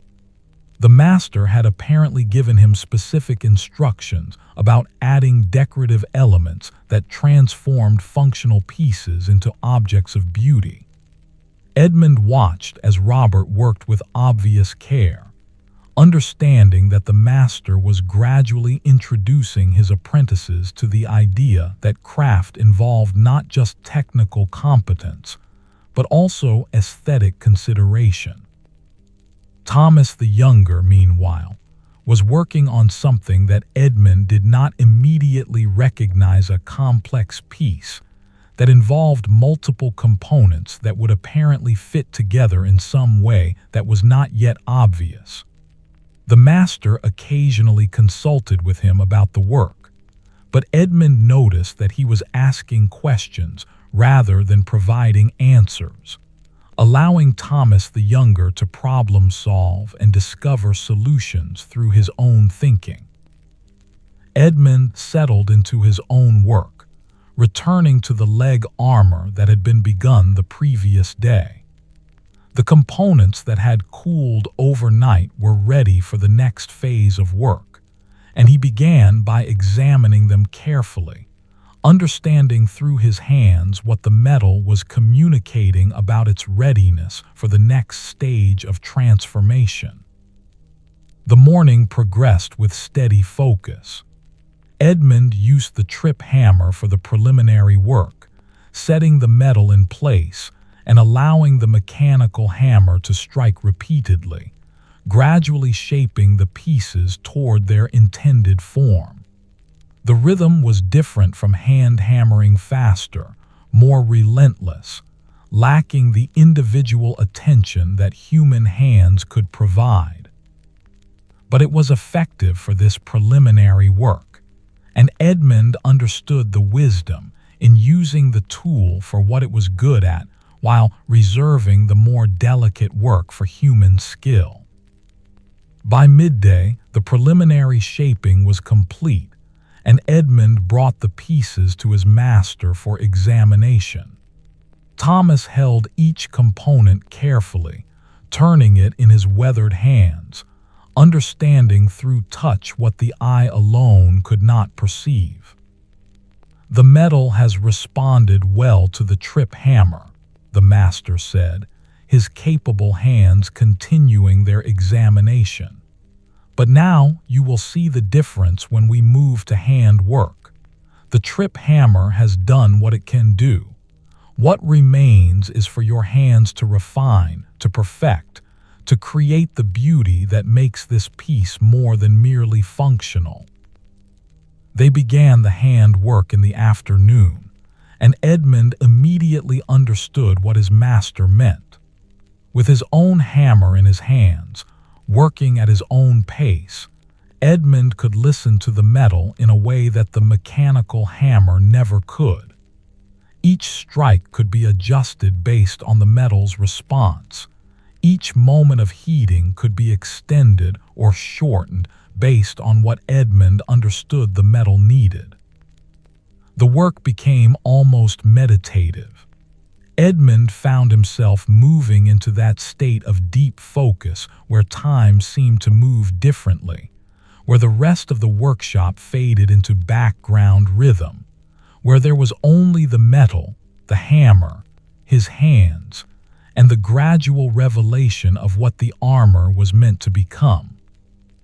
Thomas moved through the workshop, occasionally pausing to observe Edmund's work, occasionally offering guidance. But primarily, the master allowed Edmund to discover through his own process what needed to be discovered. Edmund realized that this was a form of teaching not through instruction, but through the creation of space, the removal of pressure, the simple faith that the apprentice would find his own way if given room to do so. As the afternoon deepened, Edmund became aware that he was no longer consciously thinking about the technique he was employing. His hands simply knew what to do, had learned through countless repetitions the exact angle at which the hammer needed to strike, the precise amount of force required, the subtle adjustments that needed to be made based on the metal's response. It was as though his entire body had become an instrument of craft, and the work was something that happened through him, rather than something he was consciously producing. Robert approached Edmund's station during a brief pause in the work. "The master is watching you more carefully than he watches the rest of us," Robert observed quietly. Edmund looked up, seeing genuine kindness in Robert's weathered face. Robert, who had been apprenticed for 2 years, seemed to understand that something was happening in Edmund's apprenticeship, that the relationship between master and apprentice had begun to shift in some subtle way. "He believes you are ready for something more than apprenticeship," Robert continued.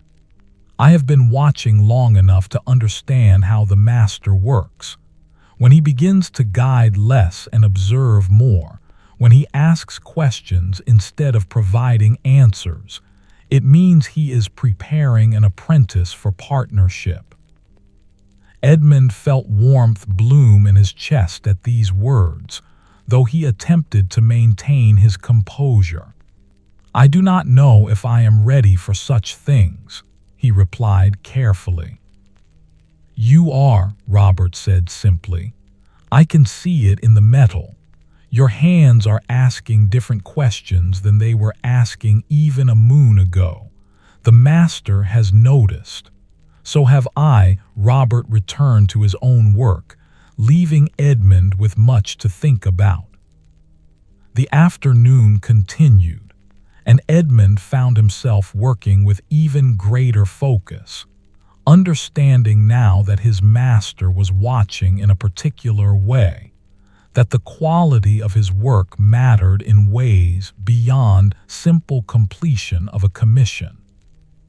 Each strike of the hammer became an opportunity to demonstrate not just technical skill, but also the deeper understanding that the craft required the ability to listen, to adjust, to work in partnership with the metal rather than attempting to force it into submission.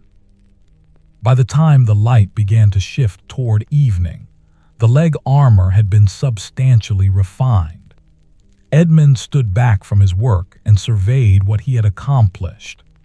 The pieces carried the evidence of careful work, smooth surfaces, perfect proportions, details that suggested careful attention rather than mere competence.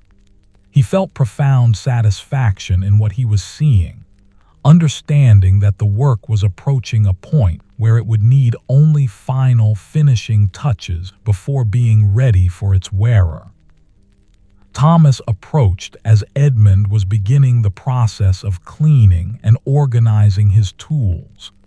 "You have done exceptional work today," the master said, his weathered face reflecting the firelight in a way that made it difficult to read his expression precisely. "The metal has responded to your hands in a way that suggests a deep conversation has occurred. This is what I have been watching for, this understanding that craft is not about imposing your will on the material, but about discovering what the material wishes to become and helping it achieve that transformation." Edmund felt tears prick at his eyes again, though he could not fully explain why. Perhaps it was the weight of recognition, the understanding that his master saw something in him that he was only beginning to see in himself, the possibility of mastery, the reality of his capabilities, the potential that lay ahead. "Come," Thomas said, his tone returning to its customary calm.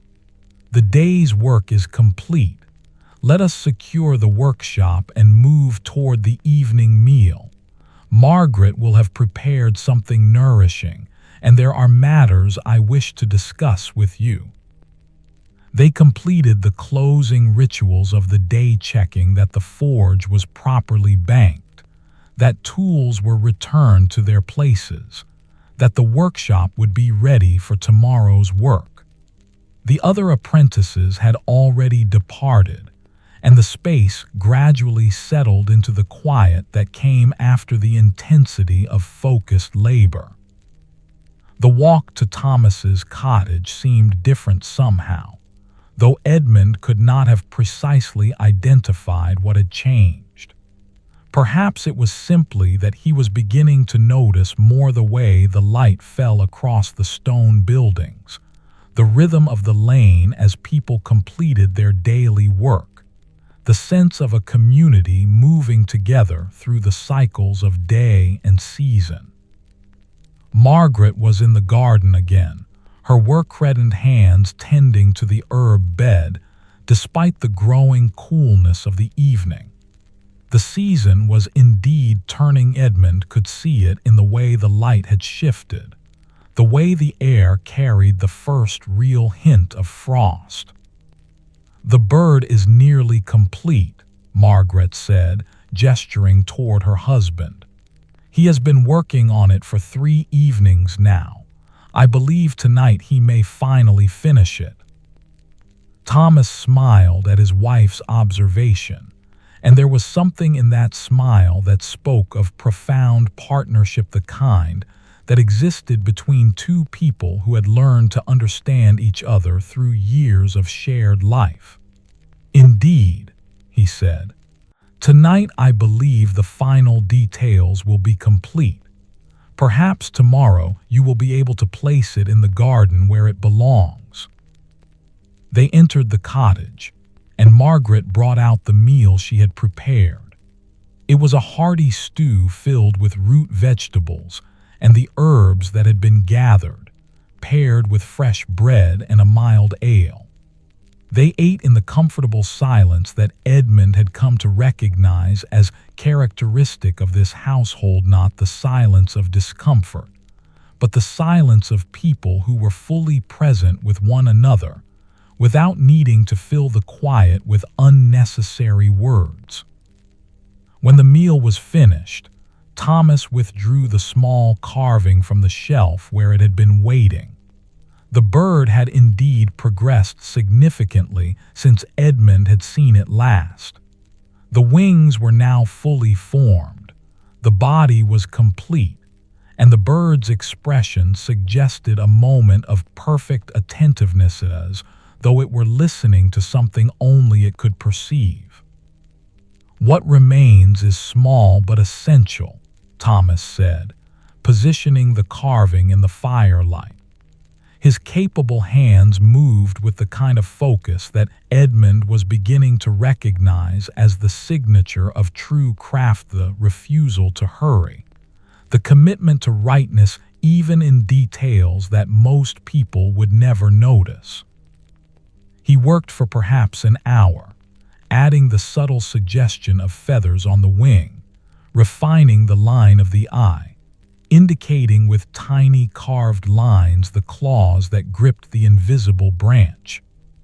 The transformation was remarkable. It was as though the carving had been a kind of potential that was only now being fully revealed, as though all the previous work had been leading toward these final touches that would allow the bird to become truly itself.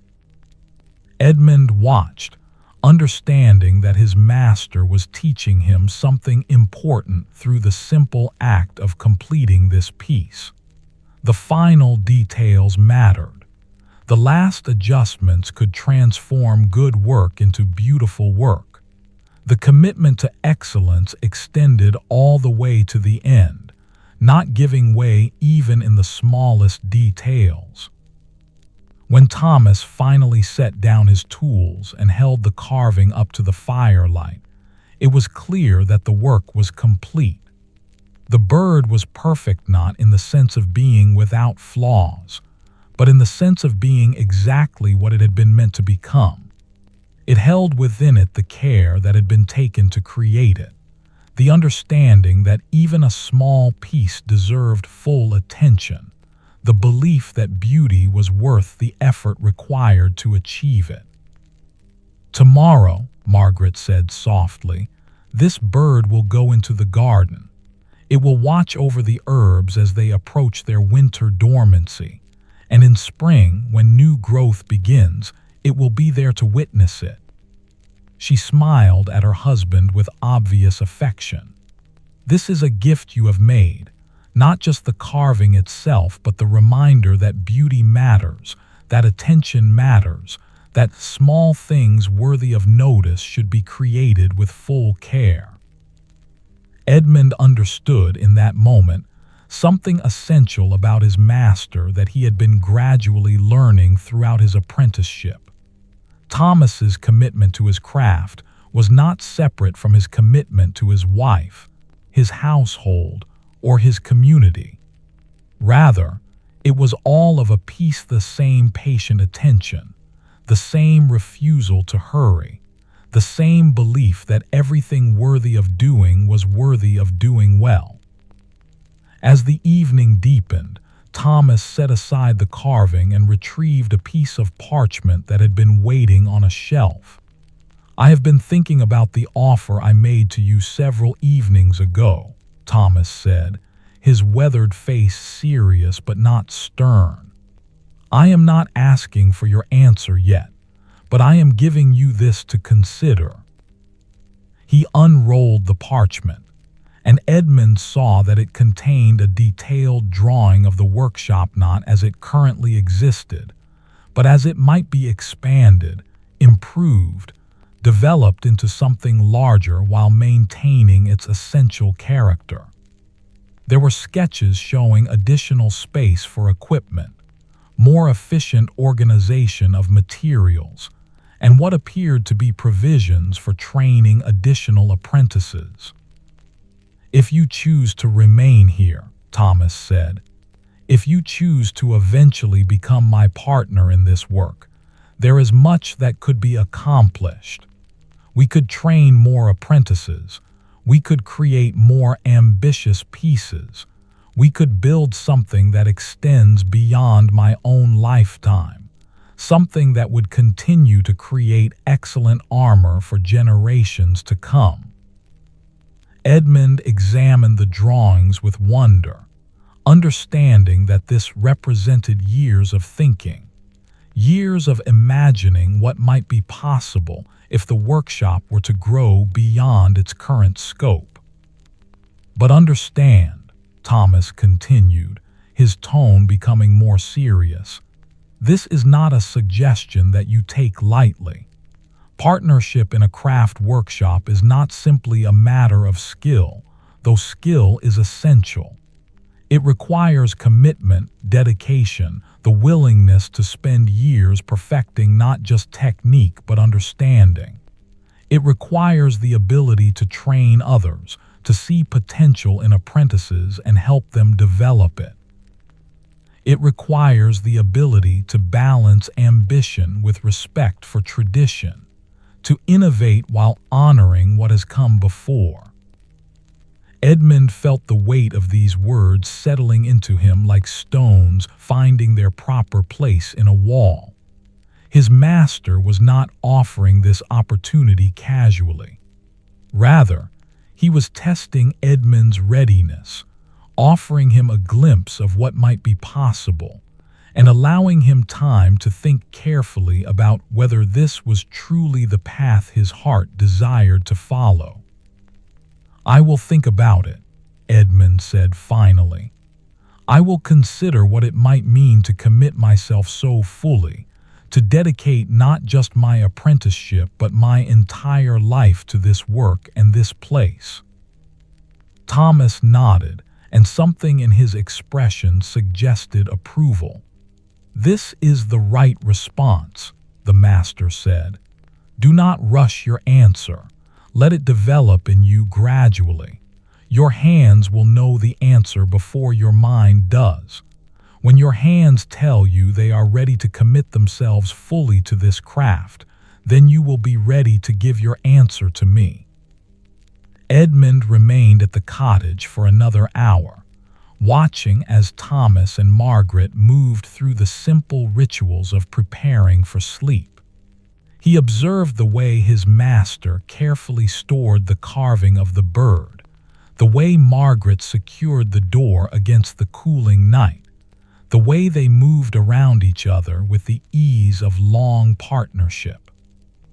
When he finally made his way back to the apprentice quarters, Edmund felt as though he were carrying something precious, not the drawings, which he had returned to his master, but rather the understanding that his life had the potential to become something beautiful if he remained true to his commitment, if he allowed the craft to shape him as thoroughly as he was learning to shape the metal.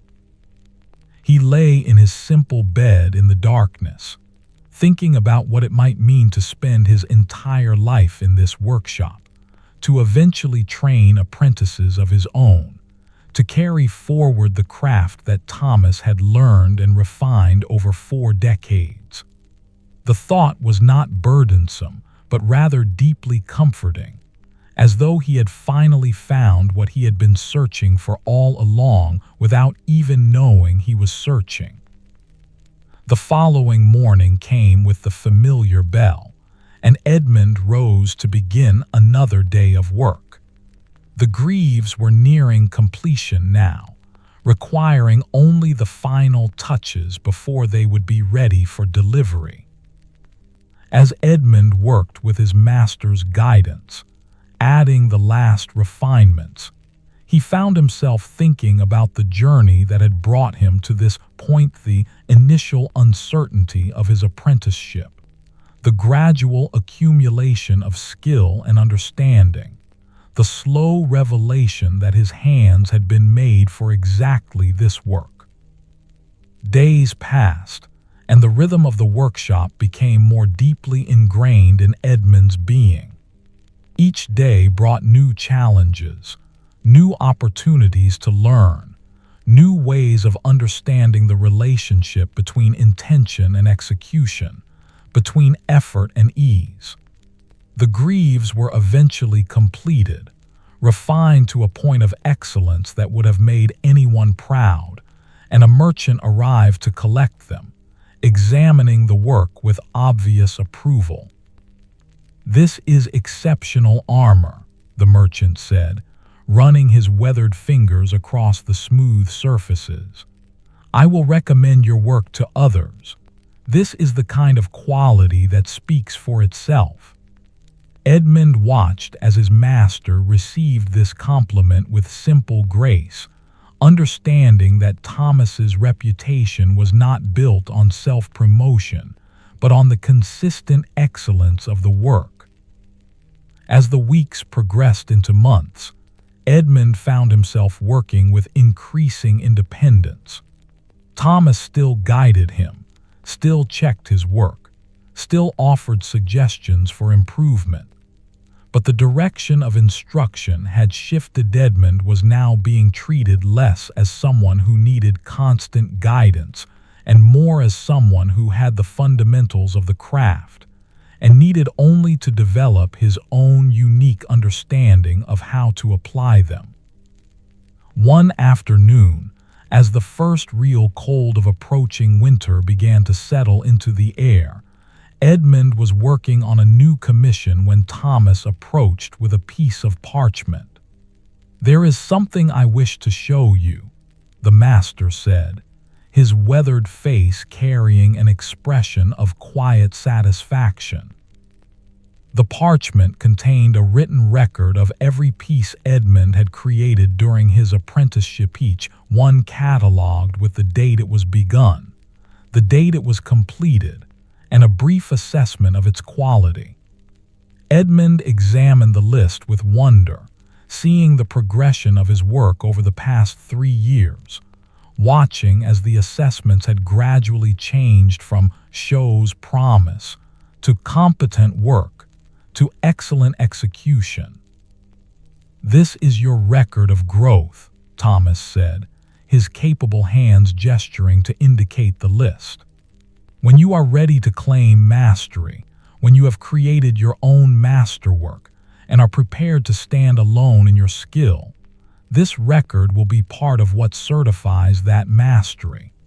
It shows not perfection but growth, not the absence of difficulty but the consistent engagement with difficulty and the gradual development of the skill to overcome it." Edmund felt something profound shift within him at the sight of this record. It represented not just the accumulation of skill, but the documentation of his own transformation, the evidence that he had indeed learned what his master had been teaching, that he had become someone different through years of patient work. "Your apprenticeship will be formally complete in 6 months," Thomas said. "In that time, I will assign you larger and more complex commissions. You will work increasingly independently, though I will still be available for guidance. And you will begin to think about what your masterwork might be, the piece that will demonstrate that you have learned not just technique, but the deeper understanding that true craft requires." Edmund nodded, understanding that he was approaching a significant threshold in his apprenticeship, that the work of the past 3 years had been preparation for what would come next. Edmund, 17 years old, stood in the workshop as winter settled more deeply around the small town. His calloused hands had grown even more capable over the months, bearing the permanent marks of his craft like badges of honor. The apprentice quarters where he slept had become as familiar as his own body, and the rhythm of the workshop had become the rhythm of his own heartbeat. The cold had brought changes to the work. The forge required more fuel to maintain its proper temperature, and the metal behaved differently in the frigid air. It cooled more quickly, requiring faster work to complete each phase before the metal became too stiff to shape. But Edmund had come to understand that each season brought its own lessons, that the craft was not static, but rather an ongoing conversation with the elements themselves. Thomas moved through the workshop with the same unhurried grace that had characterized all his work.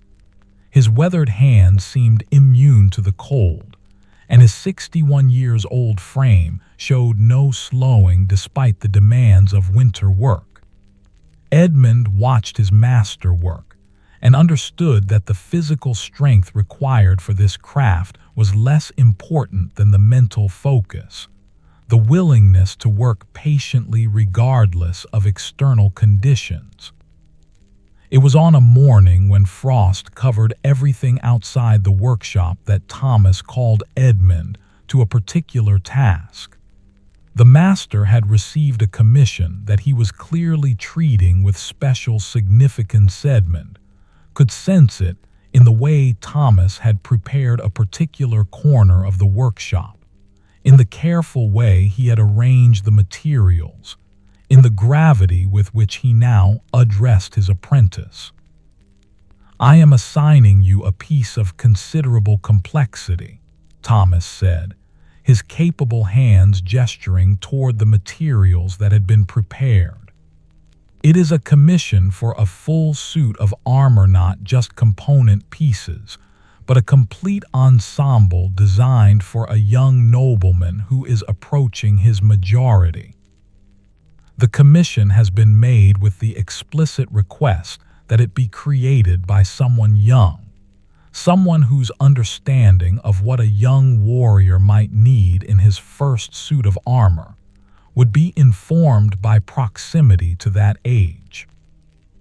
Edmund felt his breath catch slightly. This was not just another commission. This was a test, a challenge, and an opportunity all combined into a single piece of work. "The commission is substantial enough that you will work on it with increasing independence," Thomas continued. "I will review your work.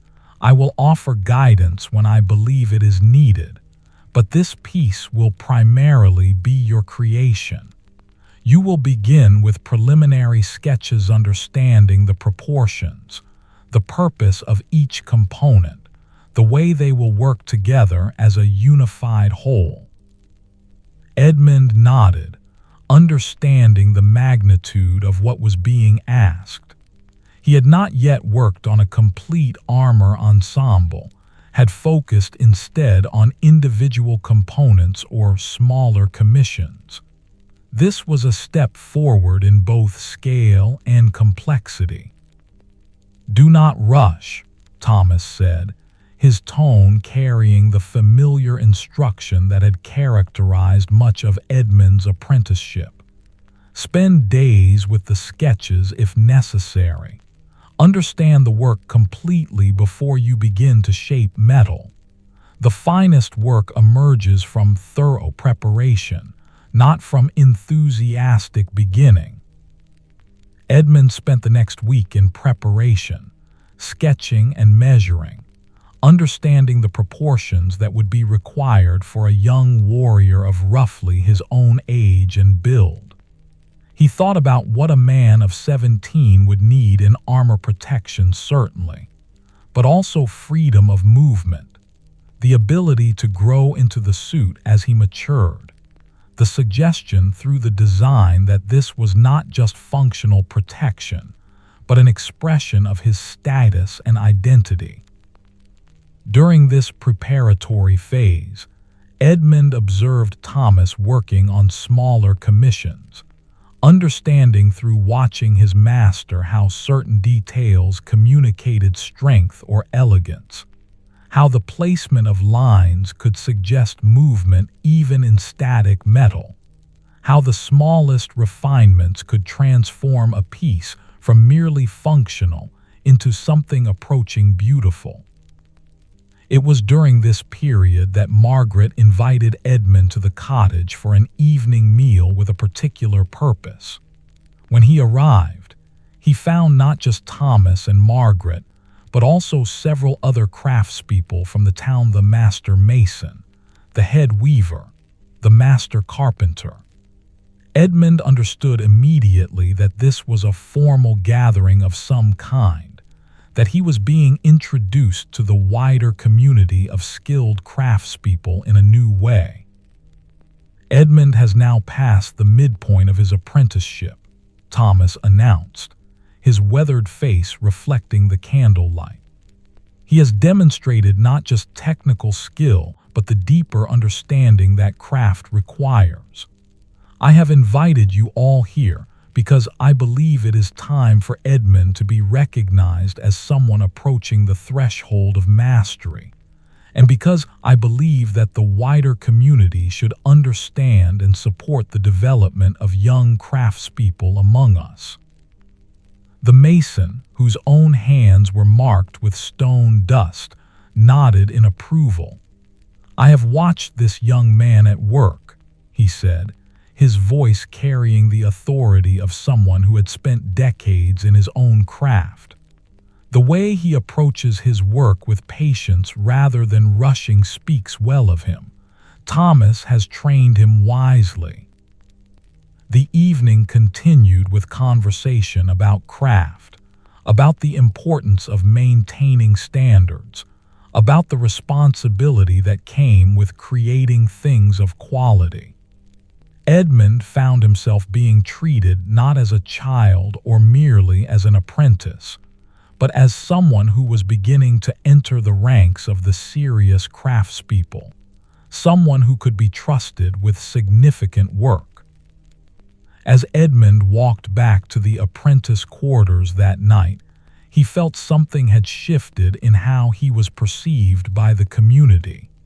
He was no longer simply Thomas's apprentice, but rather Edmund the craftsman, someone whose work was beginning to be recognized for its quality.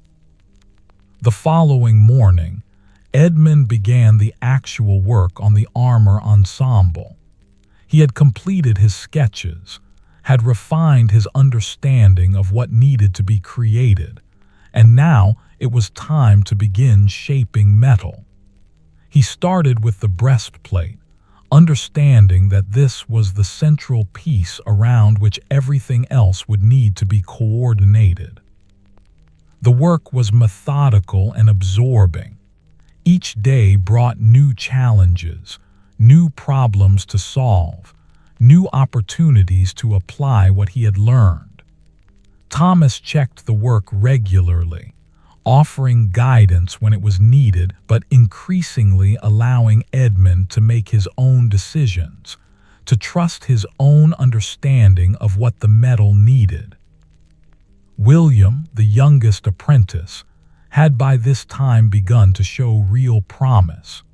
His hands, which had once been so uncertain, were developing competence and coordination. Edmund found himself occasionally offering guidance to William, understanding that teaching was itself a form of learning, that the best way to deepen one's own understanding was to have to explain it to someone else. "You are beginning to teach," Thomas observed one afternoon as Edmund was showing William how to adjust the angle of a strike based on the metal's response. "This is good. A master craftsman must be able to not just do the work, but to communicate the work, to help others understand not just the technique but the principles behind it." Weeks passed as Edmund worked on the armor ensemble. The breastplate gradually took shape, then the backplate, then the shoulder pieces. Each component required careful attention, required understanding how it would work in relation to the others, required the kind of thinking that involved both technical skill and creative problem-solving. One morning in the deep cold of winter, when frost covered the workshop windows and the forge required constant attention to maintain proper temperature, Edmund stepped back from his work and realized that he was no longer consciously thinking about technique. His hands simply knew what to do and had learned through countless hours of practice the precise movements required. It was as though his entire body had become an instrument through which the craft was expressed, and the work was something that happened through him, rather than something he was consciously producing. Thomas observed Edmund during this phase and seemed to understand what was occurring. "You are approaching a threshold," the master said one afternoon, his weathered face reflecting quiet satisfaction. "You are moving from conscious competence to something deeper, the kind of knowledge that does not require thought, that exists in the body itself. This is when true mastery begins to emerge." The armor continued to develop. Edmund added the arm pieces, the leg armor, the gauntlets and greaves. Each piece was coordinated with all the others, creating a unified whole that was not just functional but beautiful, that communicated through its design and execution the quality of the craftsman who had created it. By the time spring began to approach, the armor ensemble was nearing completion. Edmund had been working on it for approximately 4 months, and the piece had gradually revealed itself as something of remarkable quality, not yet a masterwork, Edmund understood, but rather an indication of what a masterwork might eventually become. On a morning when the first real warmth of approaching spring was beginning to soften the edges of winter, Edmund brought the armor to Thomas for final examination. The master moved through the workshop with the long piece of armor, examining every surface, running his weathered hands across every seam and joint, understanding through touch what the eye alone could not perceive. The examination took a long time. Thomas was thorough, examining not just the obvious surfaces but the hidden areas that only the wearer would know about, checking that the protection was adequate even where no one would see. Edmund stood quietly, understanding that this examination was important, that his master's assessment would determine whether the work was truly ready to be delivered. Finally, Thomas set the armor carefully on its stand and turned to face Edmund. "This is excellent work," the master said, and there was something in his tone that suggested this was not casual praise, but rather genuine assessment of high-quality execution. The breastplate is perfectly proportioned. The joints are seamless. The weight is distributed in a way that will allow the wearer to move freely while being fully protected. Most importantly, I can see in this work the evidence of patient attention, of careful listening to the metal, of understanding that this piece was meant to be beautiful as well as functional. Edmund felt warmth bloom in his chest at these words. "Is it ready to be delivered?" he asked carefully. "Yes," Thomas said simply. "It is ready. But before it leaves this workshop, I want you to understand something important. This piece of armor will protect someone. That young nobleman will wear this in situations where his life might depend on its quality. The weight of this responsibility is part of what makes craftsmanship matter. You have not just created a beautiful object. You have created something that will serve a real purpose, that will keep someone safe." Edmund understood the gravity of what his master was communicating. The work was not abstract or separate from life. Rather, it was intimately connected to real people, real needs, real possibilities for making a difference in the world. The nobleman arrived a few days later to collect the armor, traveling with several attendants from his family's estate. He was perhaps a year or two older than Edmund, and as he examined the armor with obvious pleasure, Edmund found himself thinking about the connection between maker and wearer, about the way that the work he had done would now become part of this young man's life. "This is exceptional," the nobleman said, running his hands over the breastplate. "I can see the care that has gone into every aspect of its creation. I will wear this with pride, and I will remember the craftsman who created it." He turned to face Edmund directly, and there was respect in his gaze. "You are the one who made this." "Primarily," Edmund replied carefully, "under the guidance of my master Thomas." "Then you have my gratitude," the nobleman said simply, "and my assurance that your work will be respected and cared for." After the nobleman departed with his armor, Thomas placed a hand on Edmund's shoulder. "You have done what few apprentices accomplish at your stage of training," the master said. "You have created a piece of significant complexity and quality, and it has been recognized and valued by its intended wearer.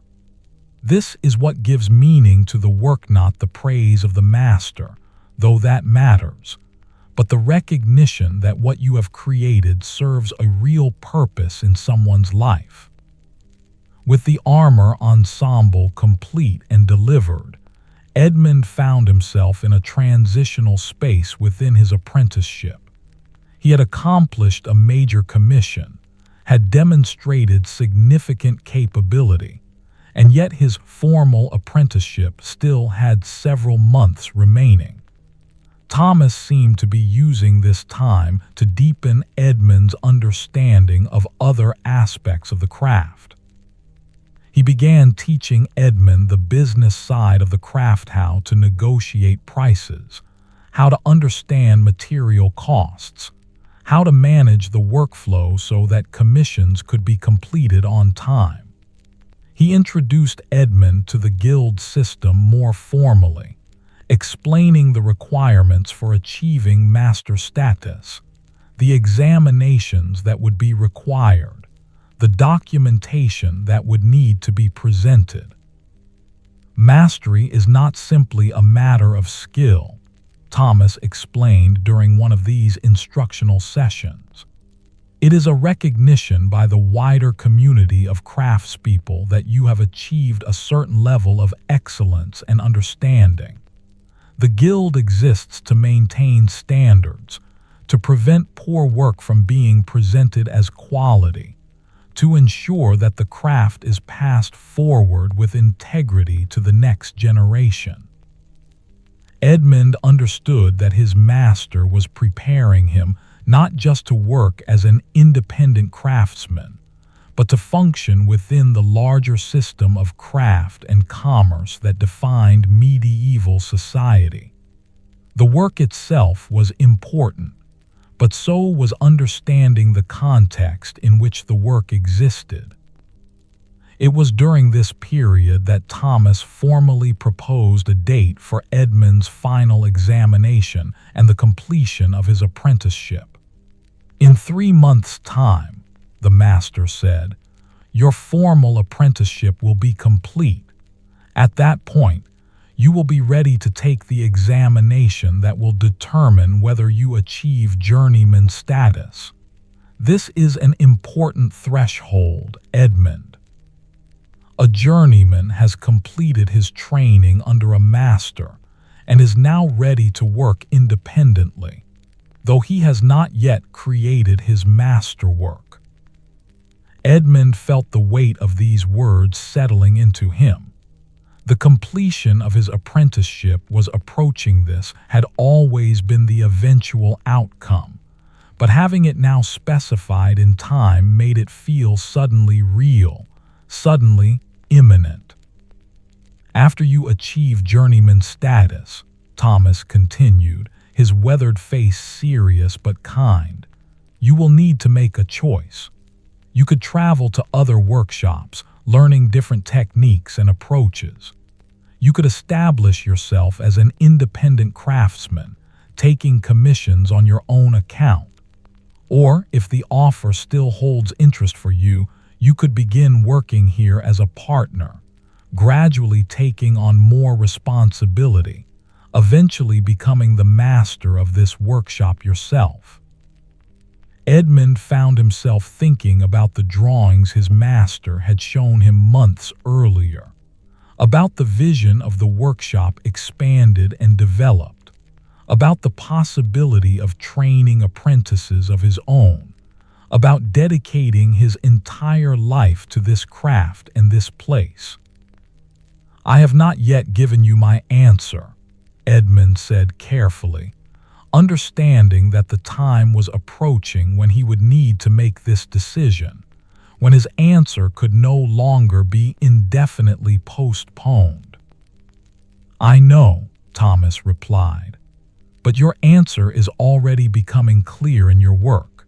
The way you approach the craft, the patience you bring to even small details, the way you have begun to think about teaching others, all of these suggest that your answer is forming itself, whether you have consciously acknowledged it yet or not. When the time comes for you to make your formal decision, I believe you will know what the right choice is." The weeks continued to pass, and Edmund found himself working on increasingly complex commissions under Thomas's gradually diminishing supervision. A full set of armor for a merchant, decorative pieces for a wealthy household, specialized equipment for a miller. Each commission presented new challenges, new opportunities to apply and deepen his understanding. On a morning when spring was well established, when new growth was visible in Margaret's herb garden, when the workshop seemed to vibrate with the energy of renewal, Edmund was working on a particularly intricate piece when Thomas approached with an expression Edmund had not seen before, something that suggested his master was about to communicate something of particular importance. "It is time," Thomas said simply, "for you to begin thinking about your masterwork. This is the piece that will define your transition from journeyman to master craftsman. It should be something ambitious, something that allows you to demonstrate not just technical skill, but the fullest expression of your understanding of the craft." Edmund felt his breath catch slightly. He had known intellectually that this moment was approaching, but having it now stated directly made it suddenly immediate, suddenly real. The masterwork should take at least a year to complete, Thomas continued.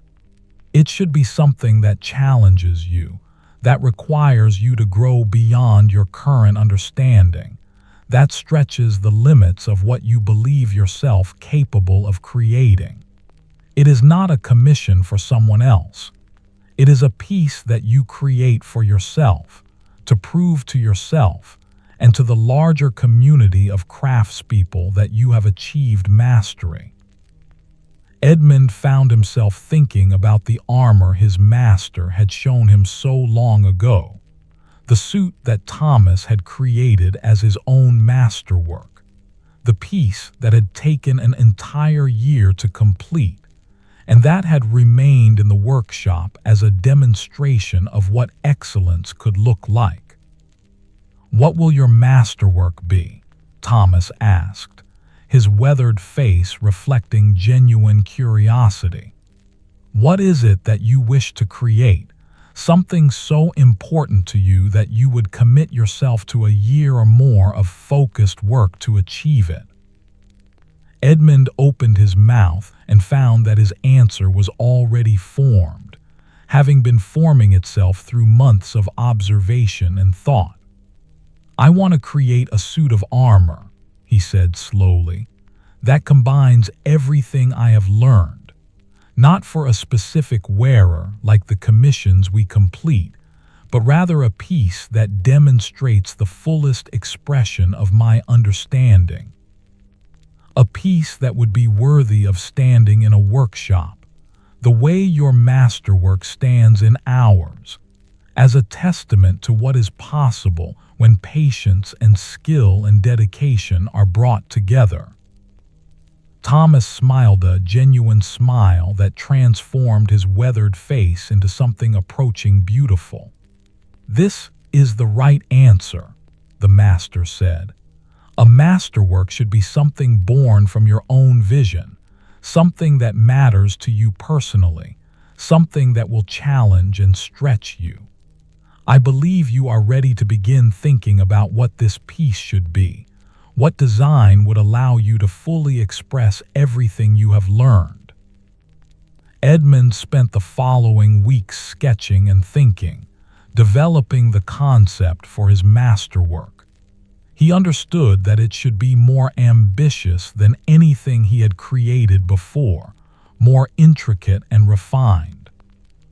But he also understood, through watching his master and through the lessons that had been woven throughout his apprenticeship, that the greatest masterworks were not the ones that attempted to demonstrate technique for its own sake, but rather the ones that allowed the craftsman to express something essential about himself and his understanding of the work. His design gradually took shape, a suit of armor that was both functional and beautiful, that combined protection with elegance, that expressed through its design and execution a commitment to both craft and integrity. It would take him at least a year to complete, perhaps longer.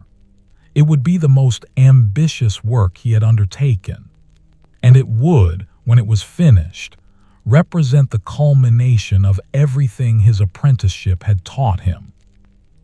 On the day when Edmund's formal apprenticeship was officially complete, when he had passed the examination that certified his achievement of journeyman status, Thomas presented him with the tools that would become his own, a set of hammers perfectly matched to his hands, a collection of specialized implements that had been carefully selected, each one an instrument refined through decades of use.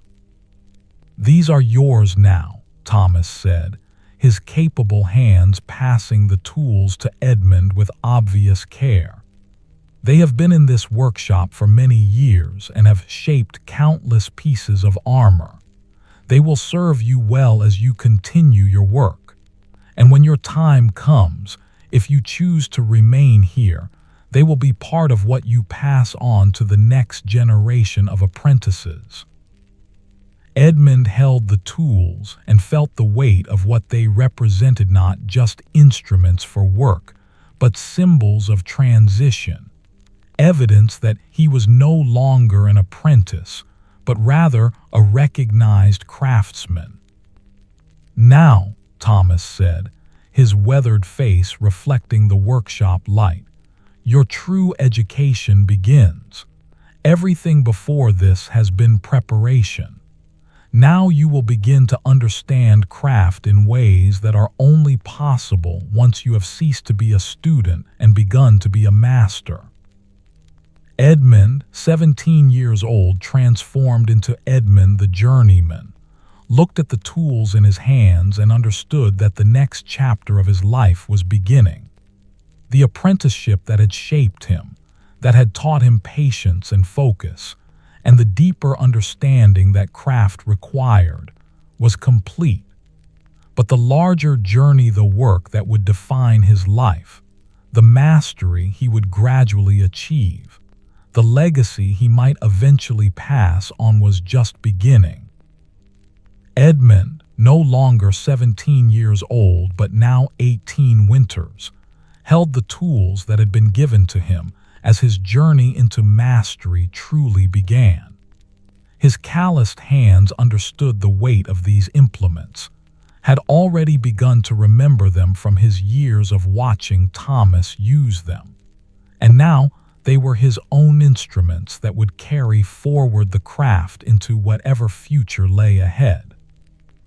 The workshop had shifted subtly around him. The space where he worked was still within Thomas's domain, but Edmund now understood himself as something more than an apprentice operating under supervision. He was a journeyman, a recognized craftsman, someone whose work could be trusted with significant commissions. And yet, standing in the familiar space on the morning after his formal examination, Edmund realized that the greatest shift was internal. The way he understood himself had changed. The confidence he carried was different. The relationship between his hands and the metal had evolved into something more mature. Thomas was already preparing the forge, moving through the ritual movements that had characterized countless mornings. His weathered hands, 61 years old and bearing the permanent marks of 40 years of craft, moved with the same unhurried grace that had always defined his work. But this morning, Edmund noticed something he had not quite perceived before, a kind of lightness in his master's movements, as though a responsibility had been partially lifted now that Edmund had achieved journeyman status. "Good morning," Thomas said, his voice carrying its familiar calm certainty. "Today we have a new commission that I believe is well suited to your current capabilities. But before we discuss the work, I want to speak with you about something important." The master gestured for Edmund to follow him to the back of the workshop, where the armor Thomas had created as his masterwork remained on its display stand, exactly where it had been for decades. In the morning light that filtered through the small windows, the piece seemed almost to glow, seemed to contain within it all the care and attention that had been lavished upon its creation. "This piece is 40 years old," Thomas said, his capable hands gesturing toward the armor without quite touching it. "I created it when I was your age, when I was transitioning from journeyman to master. It has never been sold, never been worn, never left this workshop. Instead, it has remained here as a kind of constant reminder of what is possible when patience and skill and dedication are brought together in service of creating something beautiful." Edmund had heard this explanation before, but hearing it again in his new status as a journeyman felt different, more relevant somehow, more personally applicable. "I am telling you this," Thomas continued, Because I want you to understand what your masterwork should be. It should not be created with the goal of selling it, of demonstrating your skill to potential customers. Rather, it should be created because you have something to express, something about yourself and your understanding of the craft that can only be expressed through the creation of this one piece. Edmund nodded, understanding the distinction his master was making. The commissions he completed were important and were carried out with full care and attention. But the masterwork would be different. It would be personal, would be an expression of something essential, would be something that Edmund would keep regardless of what anyone else might offer to purchase it. I have given considerable thought to the design, Edmund said, understanding that the time had come to begin articulating the vision that had been forming within him. I want to create a suit of armor that combines everything I have learned, but more than that, I wanted to express something about the balance between protection and grace, between function and beauty. I want the person looking at this armor, even knowing nothing about who created it, to understand through its design that it was made by someone who cares deeply about both the craft and the person who might eventually wear it. Thomas listened with the kind of attention that Edmund had come to understand was characteristic of true teaching. His weathered face remained calm, but Edmund could sense approval in his master's posture, in the way he was listening. "This is good," Thomas said finally. "You are thinking not just about the technical challenges, but about what the piece should communicate. This is the thinking of a true craftsman. Now, before you begin this ambitious work, I have another suggestion." The master led Edmund back to the main workshop and showed him a new commission that had arrived, a full suit of armor for a wealthy merchant who was planning a significant journey and wanted protection for the trip. The commission was complex and would require significant skill, but it was of a nature that Edmund had worked on before. "I want you to complete this commission," Thomas said, "as preparation for your masterwork. Use this piece as an opportunity to refine your techniques, to perfect your understanding of how all the components work together, to deepen your knowledge in ways that will inform your masterwork. When you have completed this commission and delivered it to its owner, you will then begin your masterwork with a deepened understanding of your own capabilities." Edmund understood the wisdom in this approach.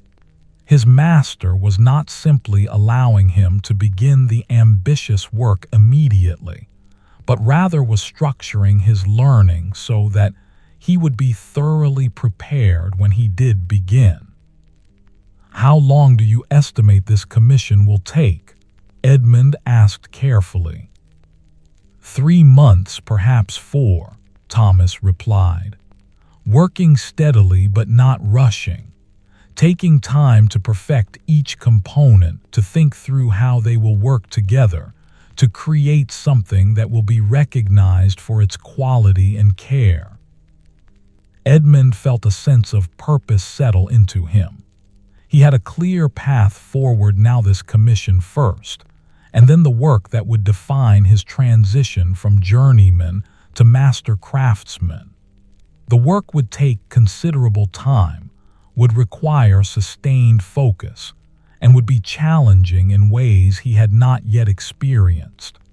But it was work he felt ready to undertake, work that his hands had been gradually prepared to do through years of patient apprenticeship. The following morning, Edmund began work on the merchant's commission. He approached it with the kind of focused attention that suggested he understood its importance not just as a standalone piece, but as preparation for something larger. Each component received careful attention. Each joint was refined until it was seamless. Each detail was considered not just for its functional purpose, but for the way it would contribute to the overall excellence of the finished piece. Thomas observed Edmund's work with a kind of quiet satisfaction. The master moved through the workshop, checking on the other apprentices, guiding William, who was now showing genuine promise, offering suggestions to Robert, who was approaching his own threshold toward independent work. But Edmund noticed that his master's attention to his own work was different now, less about directing and more about acknowledging that the work was being done well, that Edmund could be trusted to make his own decisions about how to proceed. Weeks passed in the steady rhythm of focused labor. Edmund found himself moving deeper into a state of flow where the work seemed almost to direct itself, where his hands simply knew what needed to be done, where the connection between intention and execution became almost seamless. This was the state his master had spoken about, the level of competence that transcended conscious thought. One afternoon, as the light was beginning to shift toward evening, Robert approached Edmund's station during a pause in the work. Robert, who had been apprenticed for nearly 3 years now, seemed to be reaching his own threshold toward the completion of his formal apprenticeship. "You have changed," Robert observed quietly. "Since you became a journeyman, the way you work is different. You seem to trust yourself more." Edmund looked up from the piece he was working on, considering this observation carefully. "I suppose I do trust myself more," he replied. "Not because I am more skilled than I was before, but because I understand now that I have learned enough to trust my own judgment. My master has taught me to listen to the metal, and I have begun to believe that I am hearing it correctly." "That is the secret," Robert said quietly. "That is what separates a competent craftsman from a true master, the ability to trust what you know, to move beyond the constant self-doubt that characterizes the apprenticeship years." He returned to his own work, leaving Edmund with much to think about. The merchant's commission progressed steadily toward completion.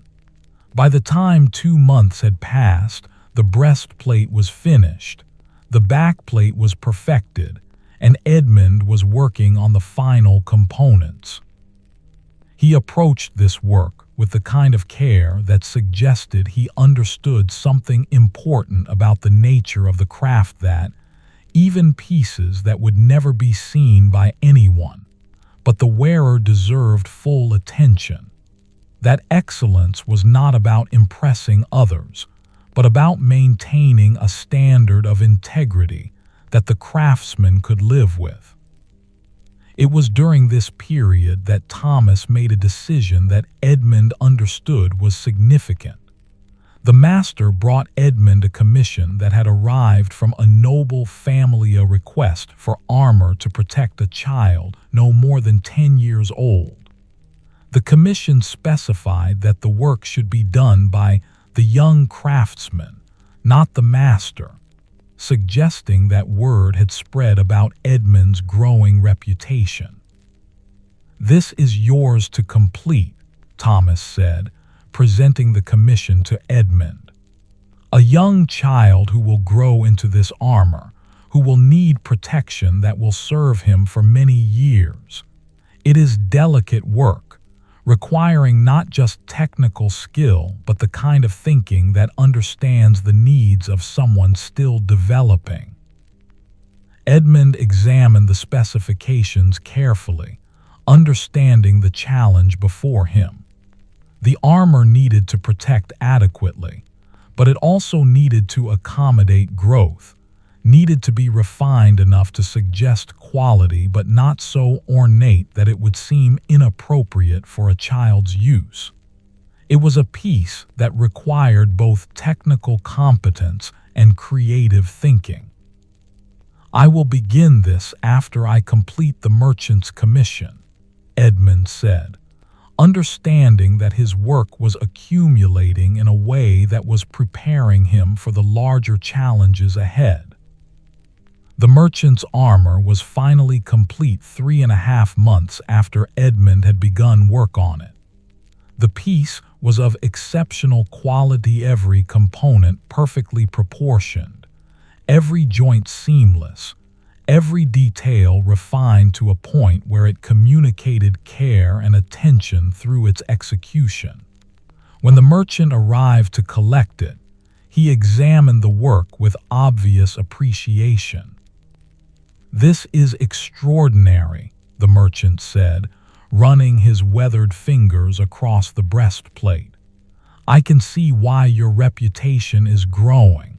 This is work that reflects not just technical skill but genuine commitment to excellence." He turned to face Edmund directly. "Will you complete the armor for my journey?" "Yes," Edmund replied simply, "and I wish you safe travels. This armor will protect you well." After the merchant departed, Thomas approached Edmund with an expression that suggested something important was about to be communicated. "You are ready," the master said simply. "You have completed the preparation work. You have demonstrated that you can handle complex commissions with independence and care. Now it is time for you to begin your masterwork."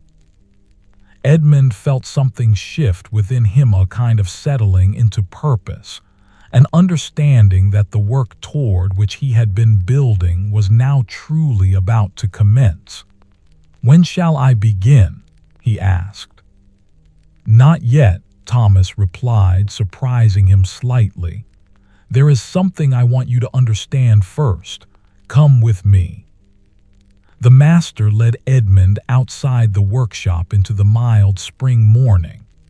They walked together through the quiet streets of the town, moving past the familiar markers of Edmund's apprenticeship: the well where he had drawn water, the market where he had occasionally accompanied Margaret to purchase supplies, the church where bells marked the hours and the seasons.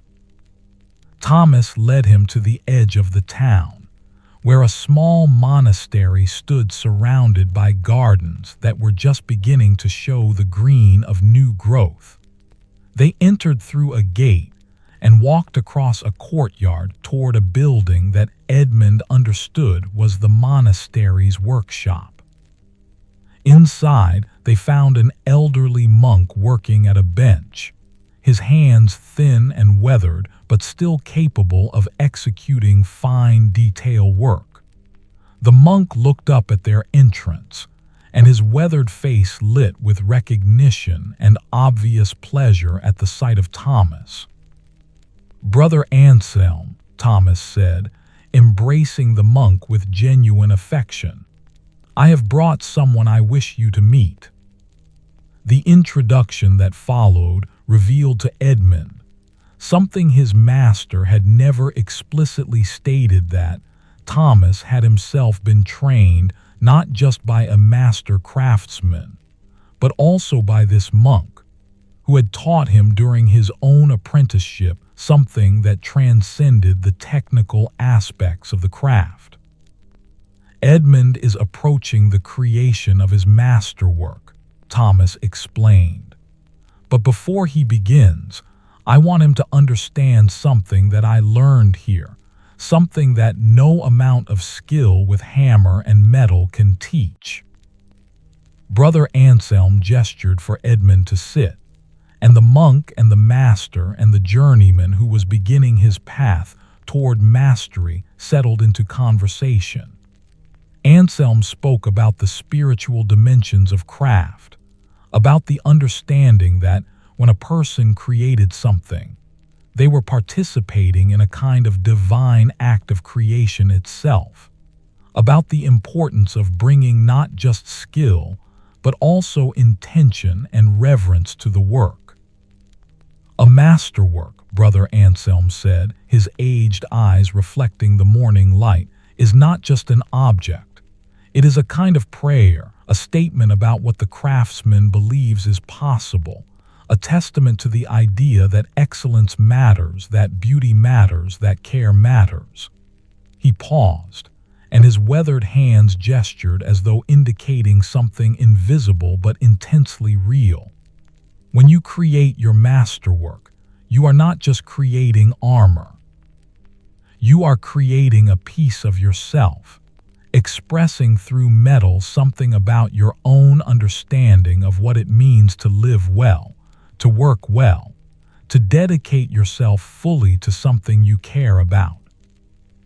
Edmund found himself deeply moved by this conversation.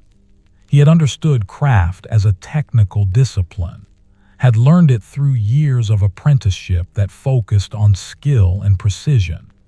But Brother Anselm was communicating something deeper, something that suggested that the most important aspects of craft could not be taught through instruction, but only understood through the lived experience of working with full dedication and attention. They remained at the monastery for several hours, and Brother Anselm showed Edmund some of the work he had done over his lifetime-illuminated manuscripts, carved pieces, objects of subtle beauty that had been created with extraordinary care. Each piece communicated not just technical skill, but something about the spirit in which it had been made, about the commitment the Creator had brought to the work. As they walked back to the town in the late afternoon light, Thomas spoke quietly. "I wanted you to understand this before you began your masterwork," the master said. "I wanted you to know that the craft you are learning is not separate from the larger spiritual and personal dimensions of life. The commitment you bring to your work reflects something about who you are, about what you value, about what you believe is worth dedicating your life to." Edmund understood that his master had given him a kind of gift, not information, that could be learned from instruction, but understanding that came from experiencing a larger context, from understanding that craftsmanship existed within a broader framework of meaning. That evening, Edmund returned to the apprentice quarters and began to sketch more earnestly the design for his masterwork. He had thought about it before, but the conversation with Brother Anselm had deepened his understanding of what he wanted to create. He wanted to make a suit of armor that expressed not just technical excellence, but also something about the values he believed in: commitment, integrity, the idea that protection could be offered with grace as well as strength. The sketches gradually took shape over the following weeks. Edmund refined his understanding of proportions, of how each component would work in relationship to the others, of what kind of design would allow him to express everything that the masterwork needed to communicate. He consulted with Thomas occasionally, but primarily the work of envisioning the piece was something Edmund undertook independently. It was after 2 months of this preparation work that Edmund was finally ready to begin the actual creation. He chose a morning when spring was well established, when the workshop was warming with the approach of summer, when everything around him seemed to be expressing renewal and growth. Thomas blessed the work in a quiet way, simply acknowledging that Edmund was about to undertake something significant. "Remember," the master said, "that this work will take you a year or more to complete. There will be moments when you question whether you are capable of achieving what you envision. There will be times when the metal seems to resist you, when the work seems impossibly difficult. In those moments, remember that difficulty is not a sign of failure, but simply a sign that you are working at the edge of your capability, which is exactly where masterwork is created. Edmund understood the truth in these words. He had experienced difficulty before, had learned through his apprenticeship that the best work emerged when he was willing to commit himself fully to challenges that stretched his capabilities. He began with the breastplate, the central component of the suit, the piece that would determine much about the overall character of the work.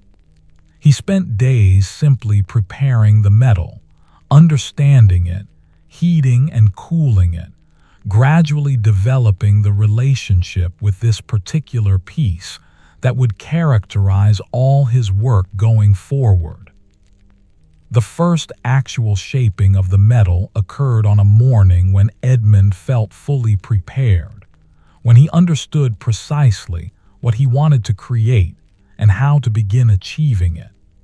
He struck the first blow with his own tools, the hammers that had been given to him when he achieved journeyman status and felt something profound shift within him. This was his work now. This was not an apprentice working under supervision, not a journeyman completing a commission, but rather a craftsman beginning the work that would define his mastery. The metal responded to his hands in a way that suggested recognition, as though it understood that it was being shaped by someone who had dedicated himself fully to understanding how to work with it. Days passed and then weeks. Edmund worked with focused intensity, but it was not the intensity of rushing. Rather, it was the focused intensity of someone who understood that excellence required time, that patience was not something imposed from outside, but rather something that emerged naturally when you were fully committed to creating something beautiful. Thomas watched the developing masterwork with obvious satisfaction, occasionally offering suggestions, but primarily allowing Edmund to find his own way.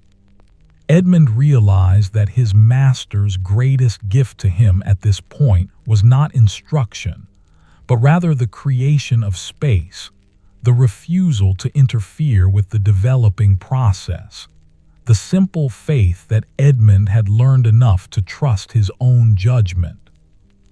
Margaret sometimes came to observe the work, her work-reddened hands moving as though understanding through empathy what Edmund was doing with metal. "You are learning to listen in a deeper way," she observed one afternoon. "I can see it in the way you work. You are not imposing your will on the metal, but rather understanding what it wants to become and helping it achieve that becoming." The child's armor was still waiting to be created, and Edmund worked on it alongside the masterwork. When he needed a break from the intense focus required for the masterwork, he would move to the child's commission, allowing one piece of work to provide respite from the intensity of the other. The child's armor gradually took shape delicate enough to suggest refinement, strong enough to provide adequate protection, and designed in such a way that it would accommodate growth without losing its essential character. Edmund found that the work on the child's armor informed the work on the masterwork, that each piece deepened his understanding of the other. By the time summer was well established, Edmund had been working on his masterwork for approximately 2 months. The breastplate was taking clear shape now, and he was beginning to understand the larger vision of how all the components would work together. The design was becoming more clear, more refined, more obviously the expression of a single coherent artistic vision. It was during this period that William, the youngest apprentice, finally achieved enough competence that Thomas began to trust him with more significant work. Edmund found himself occasionally offering guidance to William, explaining how to adjust the angle of a strike, how to listen to the metal's response, and how to understand that the hammer was a tool of communication rather than a weapon of force. In teaching William, Edmund discovered something important about himself, that he enjoyed the process of helping others understand the craft, that there was something deeply satisfying about seeing understanding dawn in another person's eyes, about watching their hands gradually develop the coordination and trust that true craftsmanship required. One evening, as Edmund was walking back to the apprentice quarters after a day of intense work on the Masterwork, Thomas called to him from the cottage entrance. Margaret stood beside her husband, and both wore expressions that suggested something significant was about to be discussed. "Come," Thomas said, "there is something we wish to speak with you about." Inside the cottage, they settled by the fire, and Thomas began to speak about the future in a more concrete way than he had before. "Your apprenticeship is complete. Your journeyman status is established. Your masterwork is well underway. I believe it is time to discuss more formally what comes next, what the future of this workshop and your role within it might become." Edmund listened as his master laid out a vision for the workshop's future. Thomas was not young, he was 61 years old, and while he remained active and capable, he understood that eventually the responsibility for the workshop would need to pass to someone else. He was suggesting that Edmund could gradually begin to take on more of the administrative work, more of the responsibility for managing commissions and training apprentices, gradually transitioning toward a point where Edmund would eventually become the master of the workshop, while Thomas moved into a more advisory role. "I am not asking for your answer immediately," Thomas said. "Your masterwork requires your full focus. But I want you to know that the possibility exists, that the path forward is clear if you choose to follow it, that there is work here that will sustain you and fulfill you for as long as you choose to do it." Edmund understood that his master was offering him not just employment but true partnership, not just a job but a vocation, not just work but a way of life that could extend across decades. The offer was profound, and it deserved serious consideration. As spring progressed toward summer and summer toward the early approaches of autumn, Edmund continued his work on the masterwork. The breastplate was now essentially complete, and he had begun work on the backplate, understanding through the lessons learned in creating the first component how to approach the creation of the second.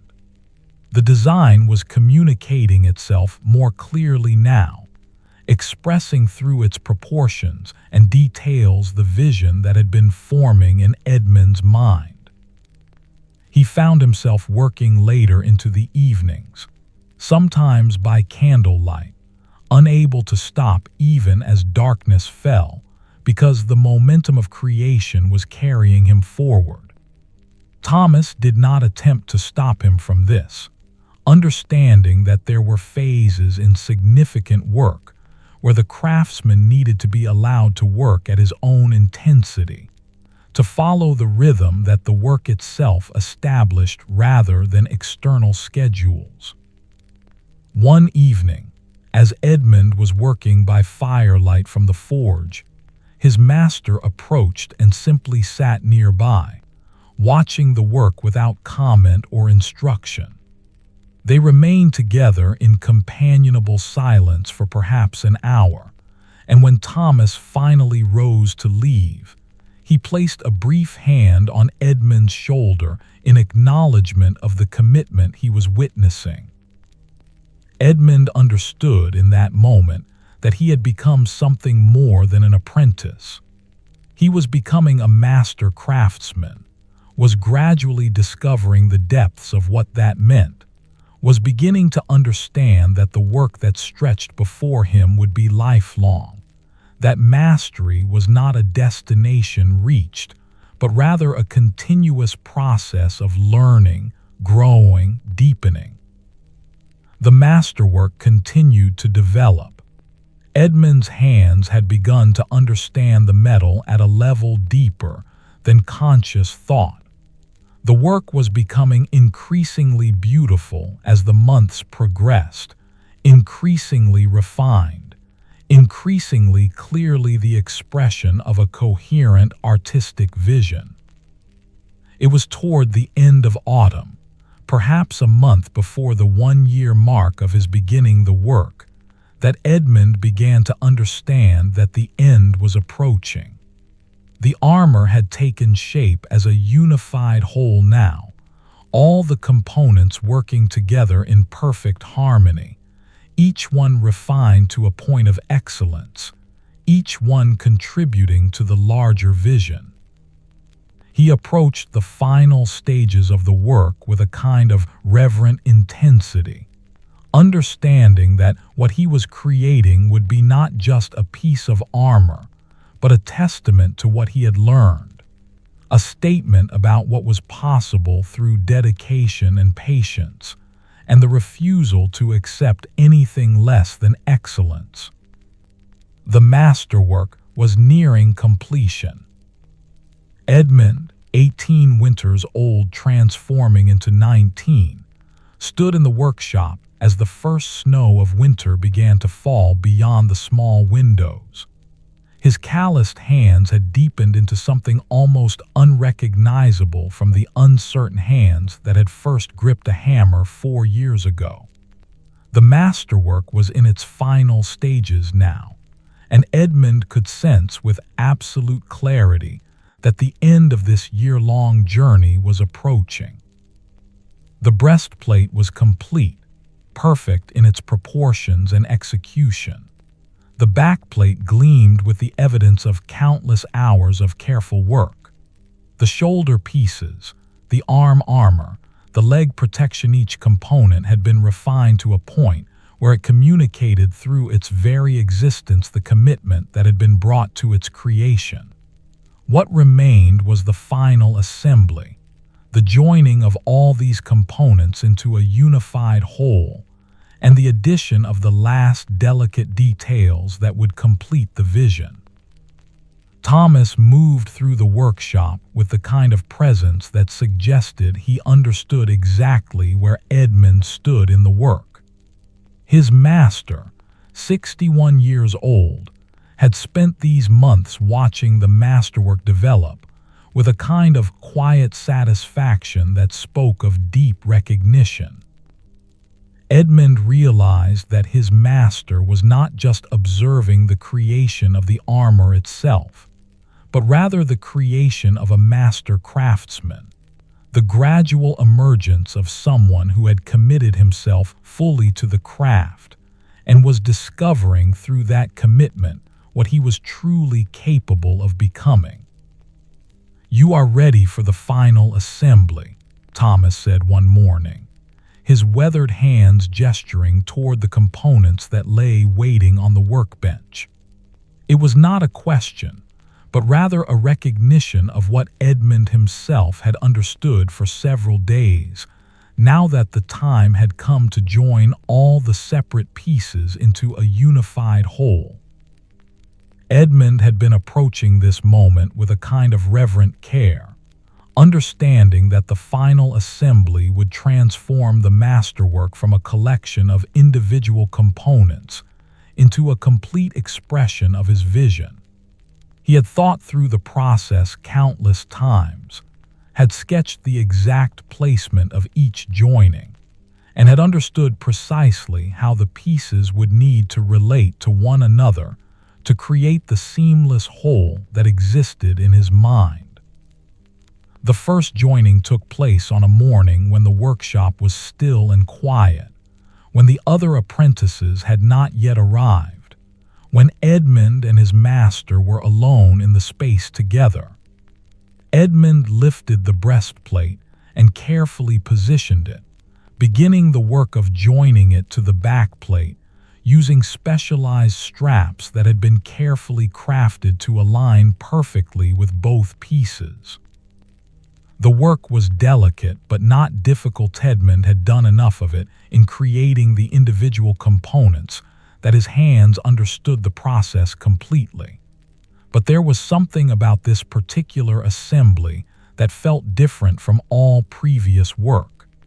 This was not a repair or an adjustment.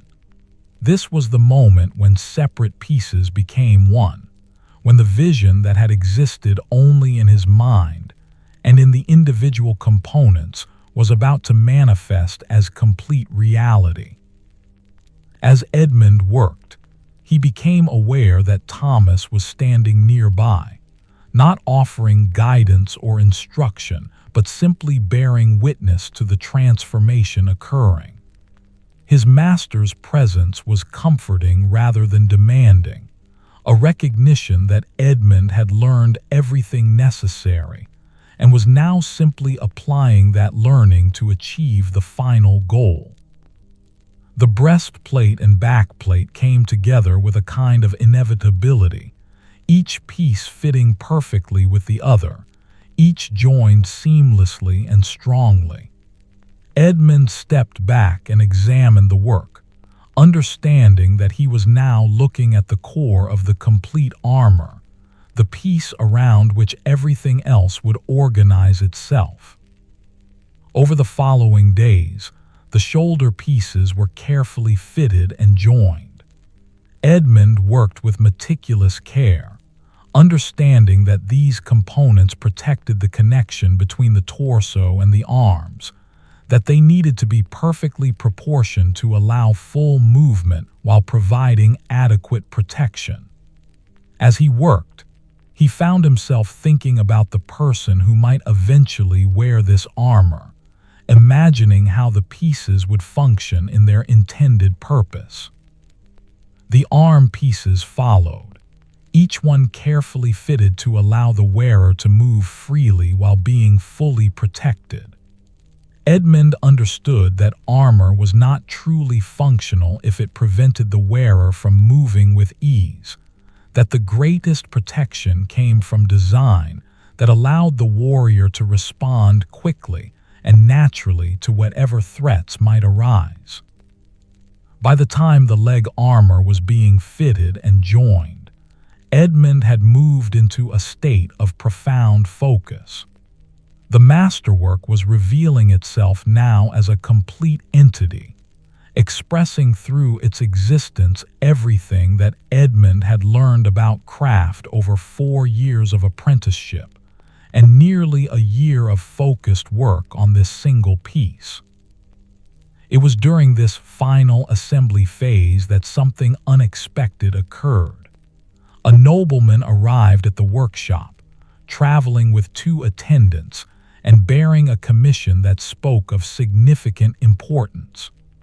Thomas brought Edmund to meet the visitor, introducing him as the master craftsman responsible for the most recent work, including the armor for the young nobleman that had been delivered several months earlier. "I have come," the nobleman explained, "because I have heard that there is a journeyman working in this workshop who is approaching mastery, who is creating work of exceptional quality. I have a commission that I believe would be well suited to this craftsman's capabilities."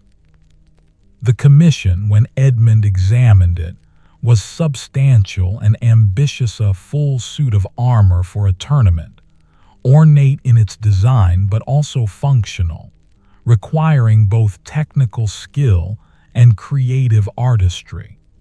It was clearly a significant commission, one that would require considerable time and effort to complete.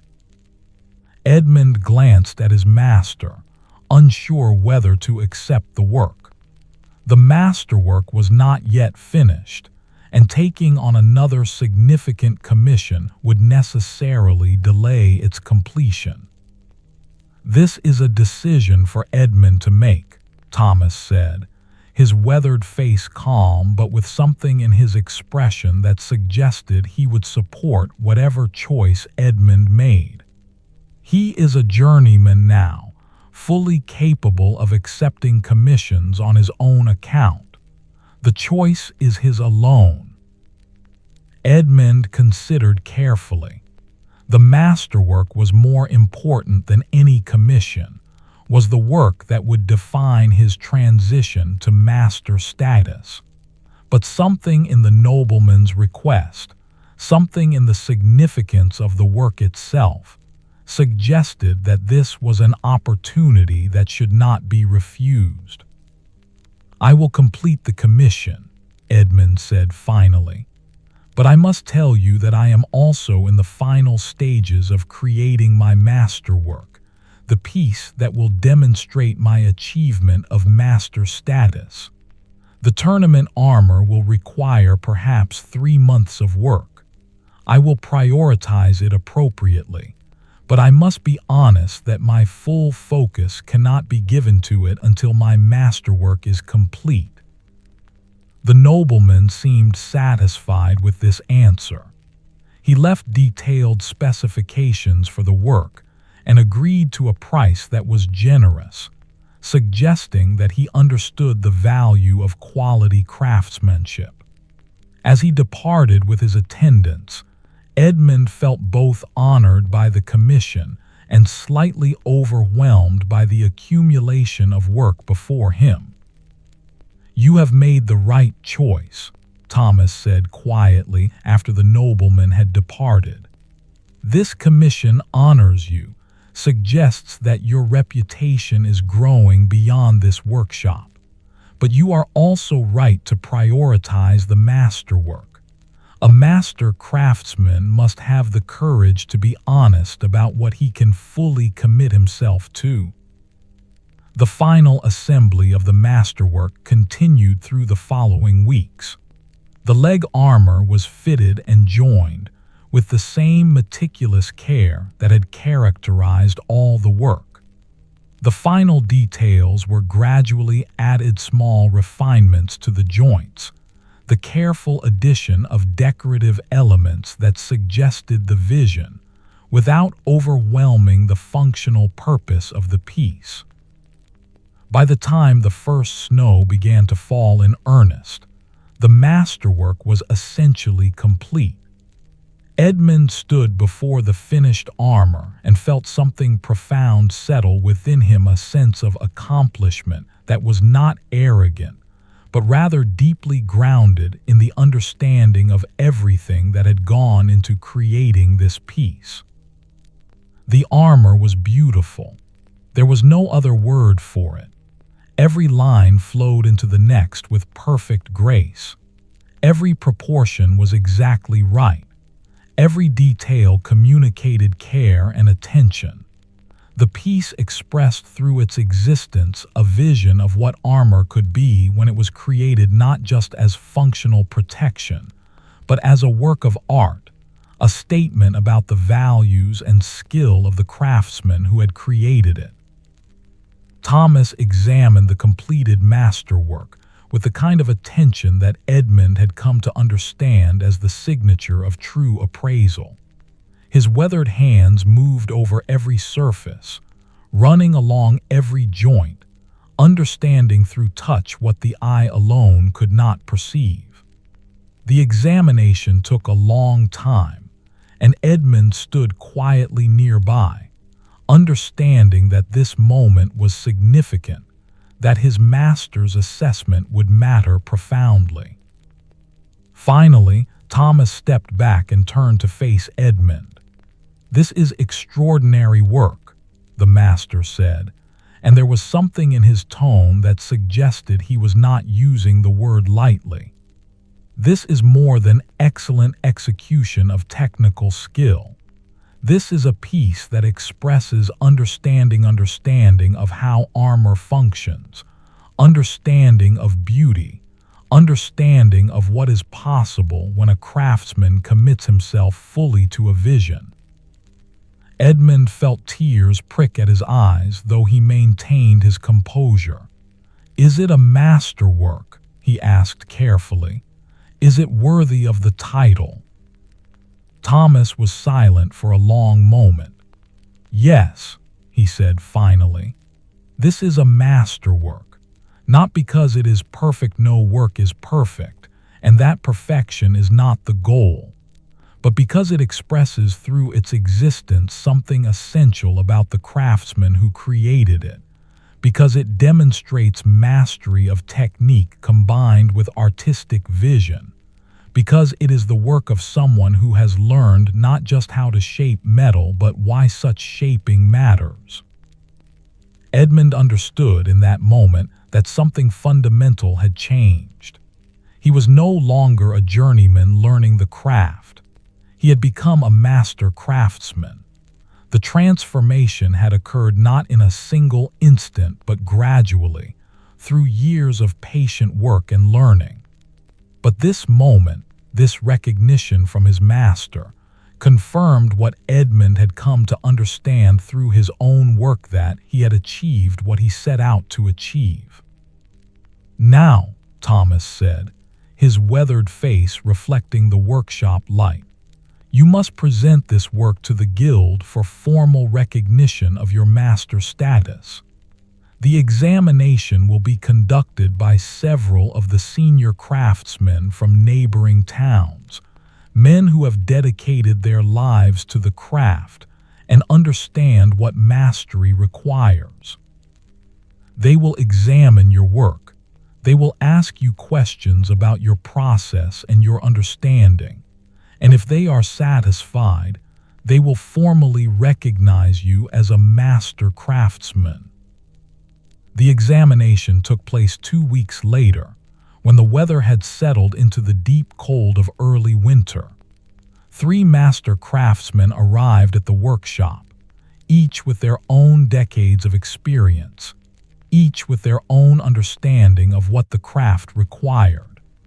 They examined Edmund's masterwork with meticulous care, asking him detailed questions about his design choices, about the techniques he had employed, about the challenges he had overcome in bringing the vision to completion.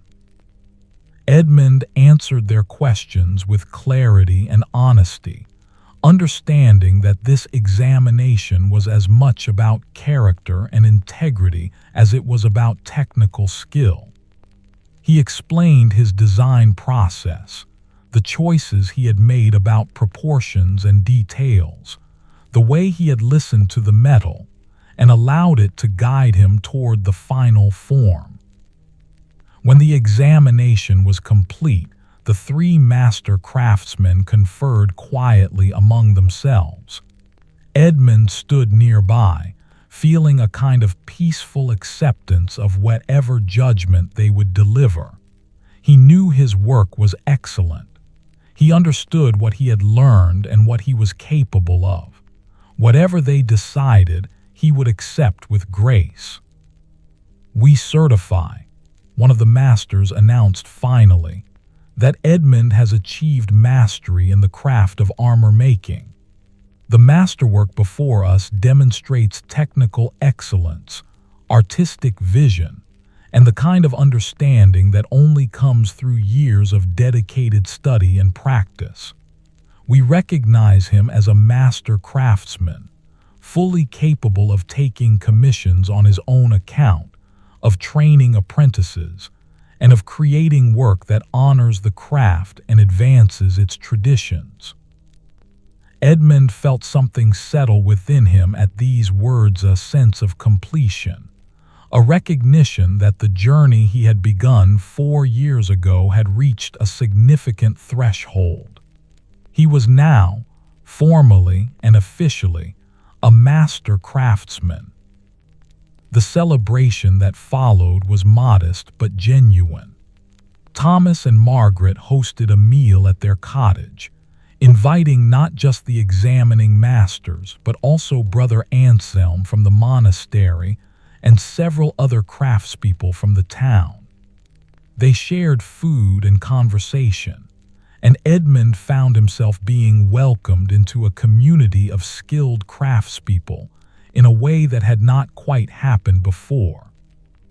He was no longer the young apprentice learning from his master, but rather a peer, someone whose work and understanding were recognized as valid and valuable. Brother Anselm approached Edmund during the meal and placed a blessing hand on his shoulder. "You have created something beautiful," the monk said quietly.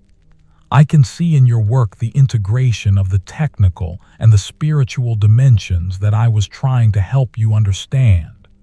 You have taken the craft and made it into something that expresses not just skill, but commitment to excellence and integrity. This is what it means to truly master something." The following morning, Edmund returned to the workshop with a different understanding of his role within the space. He was still working in Thomas's workshop, still learning from his master, but the nature of the relationship had fundamentally changed. He was now a master craftsman working alongside another master craftsman, rather than an apprentice learning from his teacher. The tournament armor that the nobleman had commissioned was still waiting to be created, and Edmund turned his full attention to it now that the masterwork was complete. He approached the commission with the understanding that this was an opportunity to demonstrate his capabilities in a different context, to create work that was ambitious and ornate while maintaining the functional excellence that the craft required. The work on the tournament armor occupied Edmund's focus for the following months. He created designs that were bold and beautiful, incorporating decorative elements that suggested tournament pageantry, while ensuring that the armor would function properly if actually needed in combat. The work was complex and required creative problem-solving, but Edmund found that his recently completed masterwork had deepened his understanding in ways that made even ambitious commissions feel manageable. It was during this period that Thomas made a formal proposal regarding the future of the workshop. He presented Edmund with the drawings that had been made years earlier, the sketches showing how the workshop could be expanded and developed if there were someone to help manage the growth. "I am aging," Thomas said, his weathered face carrying an expression of calm acceptance. "Not rapidly, but inevitably. Within 10 or 15 years, I will likely need to step back from active work, to move into an advisory role rather than a working master. I am proposing that you gradually begin to take on more responsibility for the management of the workshop, that we develop the business aspects of the enterprise together, that you eventually become the master of this workshop, while I transition into supporting that work." Edmund understood the significance of this offer. "What would this mean concretely?" he asked carefully. "It would mean," Thomas replied, "that you would remain here, not as an apprentice or even as a journeyman working under my supervision, but as a full partner. You would eventually take on responsibility for training new apprentices, for managing commissions, for maintaining the standards that the workshop is known for. You would be free to take on your own commissions as well, to develop your own reputation and style. But you would be doing this work within the context of a workshop that has been developing this craft for decades. Edmund considered the offer carefully. Part of him wanted to travel to work in other workshops, to expand his understanding through exposure to different masters and different approaches. But another part of him, perhaps the deeper part, understood that what Thomas was offering was exactly what he had come to want: the opportunity to dedicate himself fully to this work, to this place, to the continuation and development of the craft that had defined his life. "I accept," Edmund said finally. "Not immediately. The tournament armor requires my full attention for the next few months, but after that commission is complete, I am ready to begin transitioning into the kind of partnership you are describing." Thomas smiled, and there was something in his weathered face that suggested profound satisfaction. "This is good," the master said simply. "This is more than I had dared to hope for, but it is also what I came to believe was possible as I watched you work."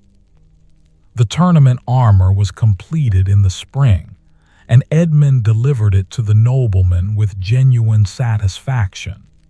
The piece was ambitious and beautiful, combining ornate decorative elements with functional excellence.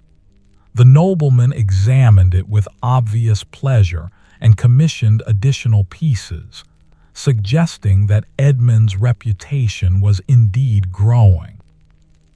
After the tournament armor was delivered, Edmund and Thomas began the process of formalizing the partnership. They worked together on the business aspects of the workshop, understanding the costs of materials, the pricing of commissions, the management of the workflow, so that multiple pieces could be in progress simultaneously, while each received adequate attention. They also discussed the training of apprentices. William had by now been apprenticed for over a year and was showing genuine promise. Robert was approaching the end of his apprenticeship and would soon be ready to move into journeyman status. The workshop was developing a reputation for training skilled craftspeople, and there was no shortage of young people asking to be taken on as apprentices. "You will need to decide," Thomas said, "how many apprentices you can train effectively. Too few and you are not developing the next generation. Too many and you cannot give each one adequate attention. I have found that 3 is the right number. It allows for a range of development stages and ensures that the younger ones have peers to learn from, while the more advanced ones have the opportunity to help teach the younger ones." Edmund understood the wisdom in this approach and began to think about how to structure the training program as he moved into a more active role in managing the workshop. It was during this period of transition that something unexpected occurred. Margaret became ill, not dramatically but gradually, with a kind of weariness that seemed to settle into her bones and refused to depart. Thomas cared for her with tender devotion, and Edmund found himself occasionally assisting, bringing water, helping with small tasks, offering presence and support. One afternoon, as Margaret rested and Thomas sat beside her in quiet companionship, Edmund was working in the workshop when his master came to him with a kind of gentle seriousness in his expression.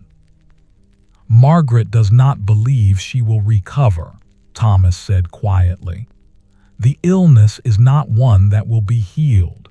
She is accepting this with the same grace that she has brought to everything else in her life. But I wanted you to know, so that you understand what is happening, so that you can prepare yourself for the changes that this will bring." Edmund felt the weight of these words settling into him. Margaret had become, over his years of apprenticeship and beyond, something like a second mother, had cared for him with genuine affection, had offered wisdom and support alongside her husband. The idea of her being gone from the world was difficult to contemplate. "What can I do?" Edmund asked finally. "Be present," Thomas replied. "That is what matters. Be present to the process, be present to what is happening, be available when we need support or company. Your presence itself is a gift." Edmund did as his master suggested. He continued his work in the workshop, continued the development of his skills and his role in managing the enterprise, but he also made time to be with Thomas and Margaret, to sit with them in the cottage in the evenings, to offer whatever support he could. Margaret remained remarkably present even as her body gradually weakened. She continued to offer observations and wisdom, continued to find joy in small things, the way the light fell across the garden, the songs of birds as spring developed into summer, the continuation of the work in which both her husband and Edmund were engaged.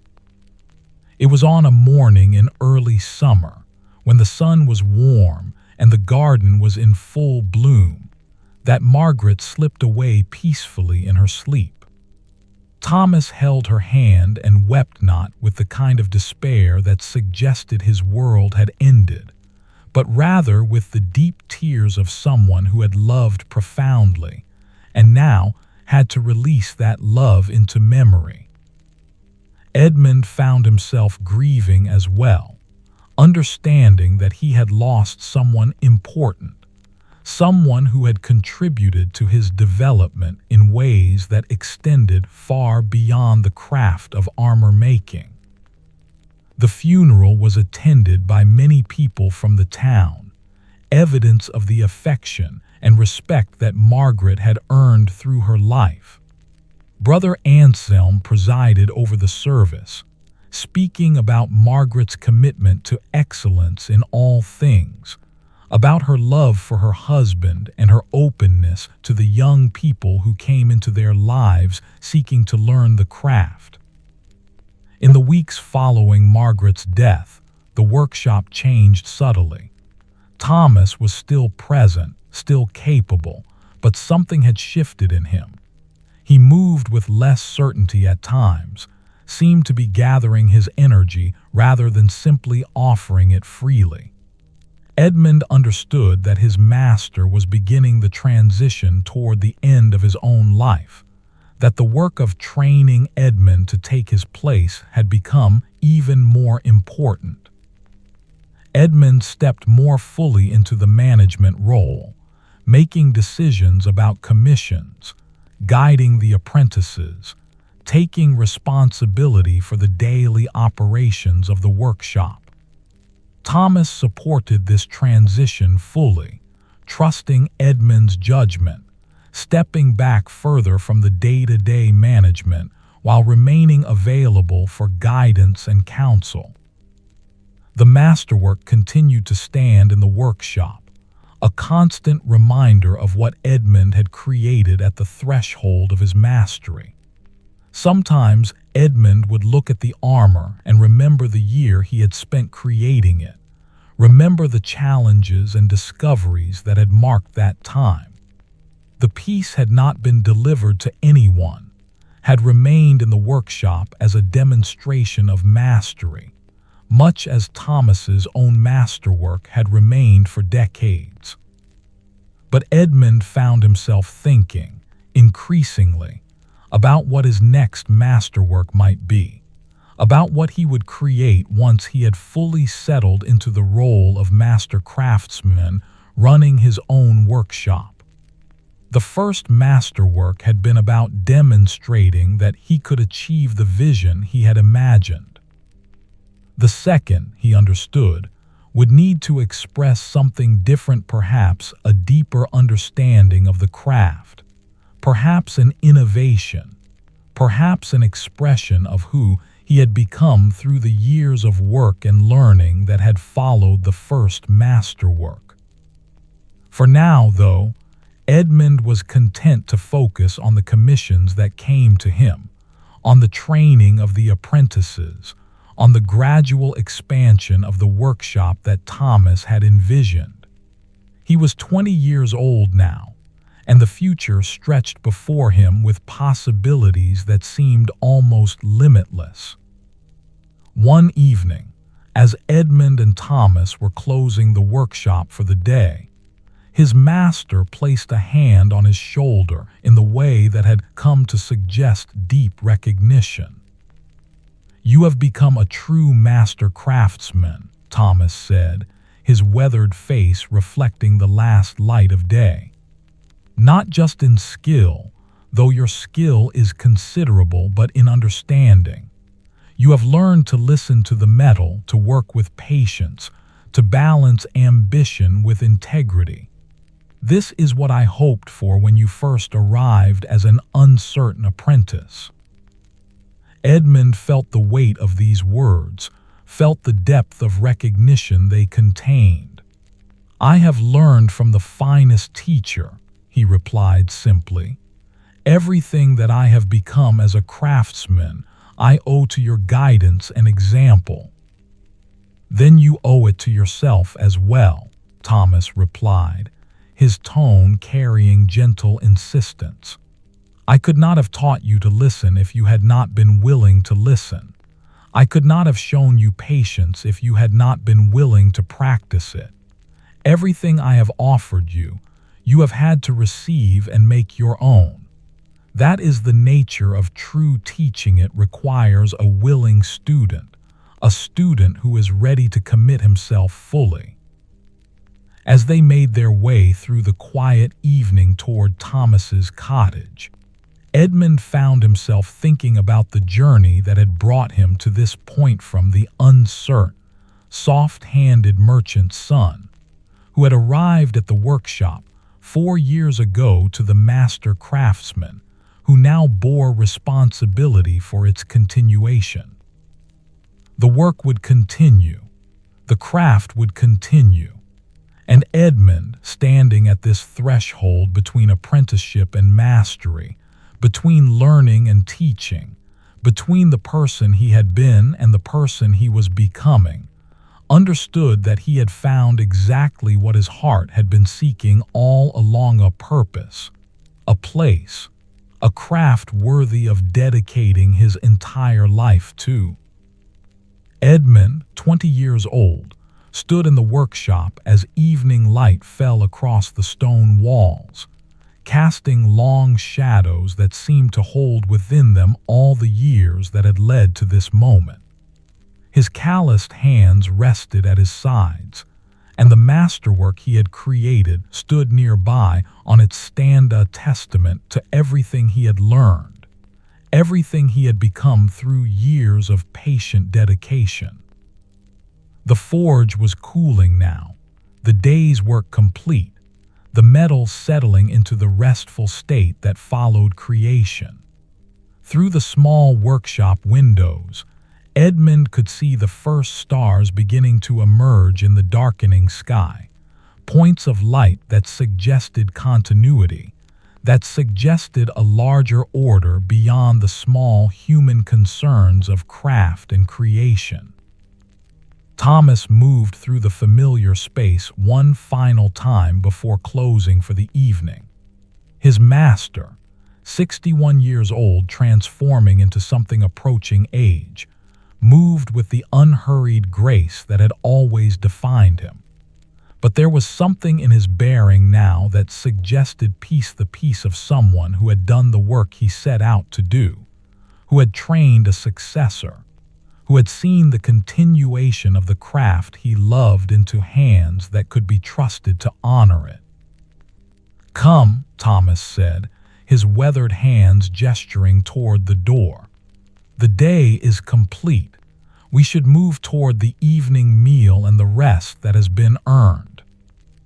They walked together through the quiet streets, and Edmund found himself noticing things he had perhaps taken for granted in previous years. The way the light fell across the buildings, the rhythm of the town settling into evening, the sense of a community moving together through the cycles of day and season. The market had closed, the craftspeople had set aside their tools, and the streets belonged now to those moving toward rest and companionship. At Thomas's cottage, they found that Brother Anselm had come to visit, bringing with him bread he had baked at the monastery and a jar of honey from the community's bees. The elderly monk was preparing the evening meal alongside Thomas, the two old friends moving around each other with the easy coordination of people who had known each other for decades. "The apprenticeship is complete," Brother Anselm said by way of greeting, his aged eyes reflecting the candlelight. "I can see it in the way you stand, Edmund. You are no longer becoming a master. You have become one. The transformation is visible to anyone who knows how to look." They sat together by the fire. The monk, the aging master craftsman, and the young journeyman turned master shared the simple meal that had been prepared. The bread was warm and fragrant, the honey was sweet and rich, and the companionship was the kind that required no constant conversation, but simply the pleasure of being together. "I have been thinking," Thomas said as they ate, "about what should happen to my masterwork, the armor that I created at your age, Edmund, the piece that has stood in the workshop for all these decades." He paused, and Edmund understood that something significant was about to be communicated. "I believe it is time for that piece to have a new purpose. I believe it should go to Brother Anselm, to be kept at the monastery, to serve as a reminder to future generations of monks and craftspeople alike that excellence is possible, that dedication matters, that beautiful things are worth creating." Brother Anselm seemed moved by this offer and seemed to understand the significance of what Thomas was suggesting. "I will care for it," the monk said simply. "It will be honored at the monastery, will be shown to those who are learning their own crafts, and will serve as inspiration and example. This is a gift beyond measure." The evening deepened, and the fire in the hearth continued its slow conversation with the chimney. Edmund found himself feeling deeply at peace, understanding that he was present at a moment of genuine transition, that his master was releasing his life's work in a way that suggested not loss, but rather the completion of a cycle, the continuation of something that would extend beyond his own lifetime. As the night grew late, Edmund made his way back to the apprentice quarters, though he understood that he would not be sleeping there much longer. His role was changing, his responsibilities were shifting, and soon he would need to establish his own living space, perhaps eventually his own household. But for now, the apprentice quarters remained his home, the space where he could rest and prepare himself for the work that lay ahead.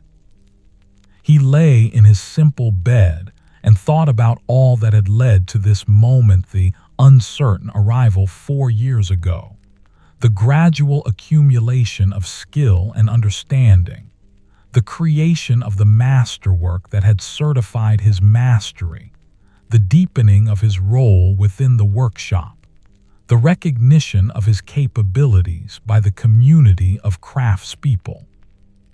The future stretched before him, full of possibility and responsibility. He would need to train new apprentices, would need to manage commissions, would need to gradually assume more complete responsibility for the workshop as Thomas moved into retirement. He would create new pieces of armor, would refine his understanding, would eventually create a second masterwork that would express who he had become through these years of dedicated work.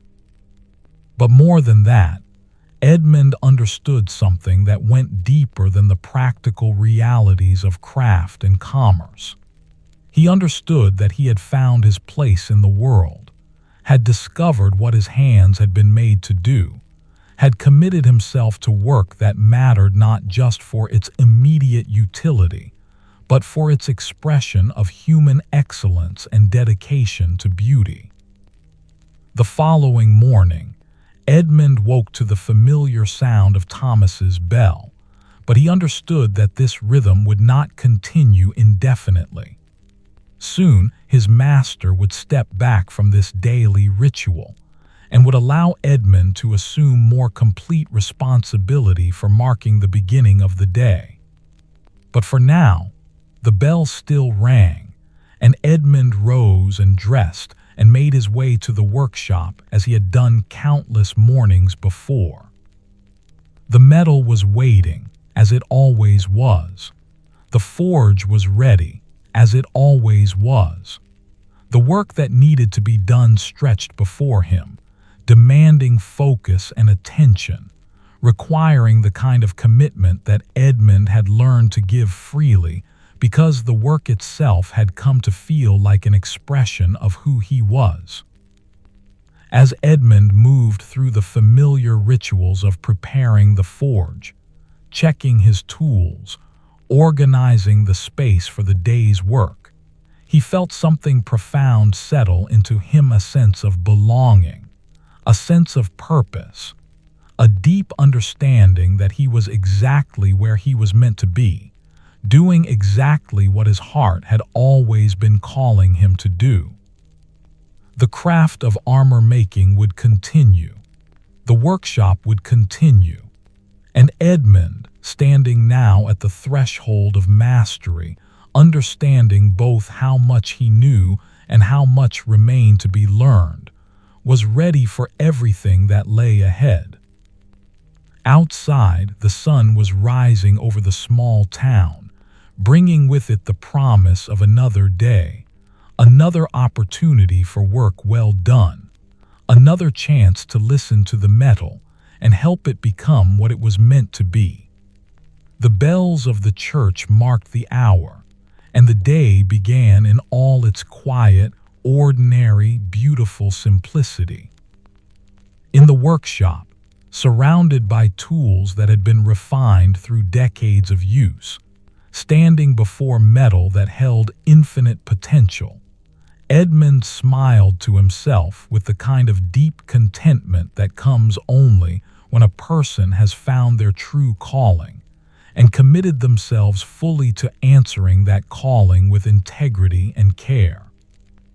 The work continued, the craft endured, and in the continuation of that craft, through hands that listened and understood, something ancient and precious was preserved and carried forward into a future that would need beauty and excellence and dedication, just as much as the past had needed it.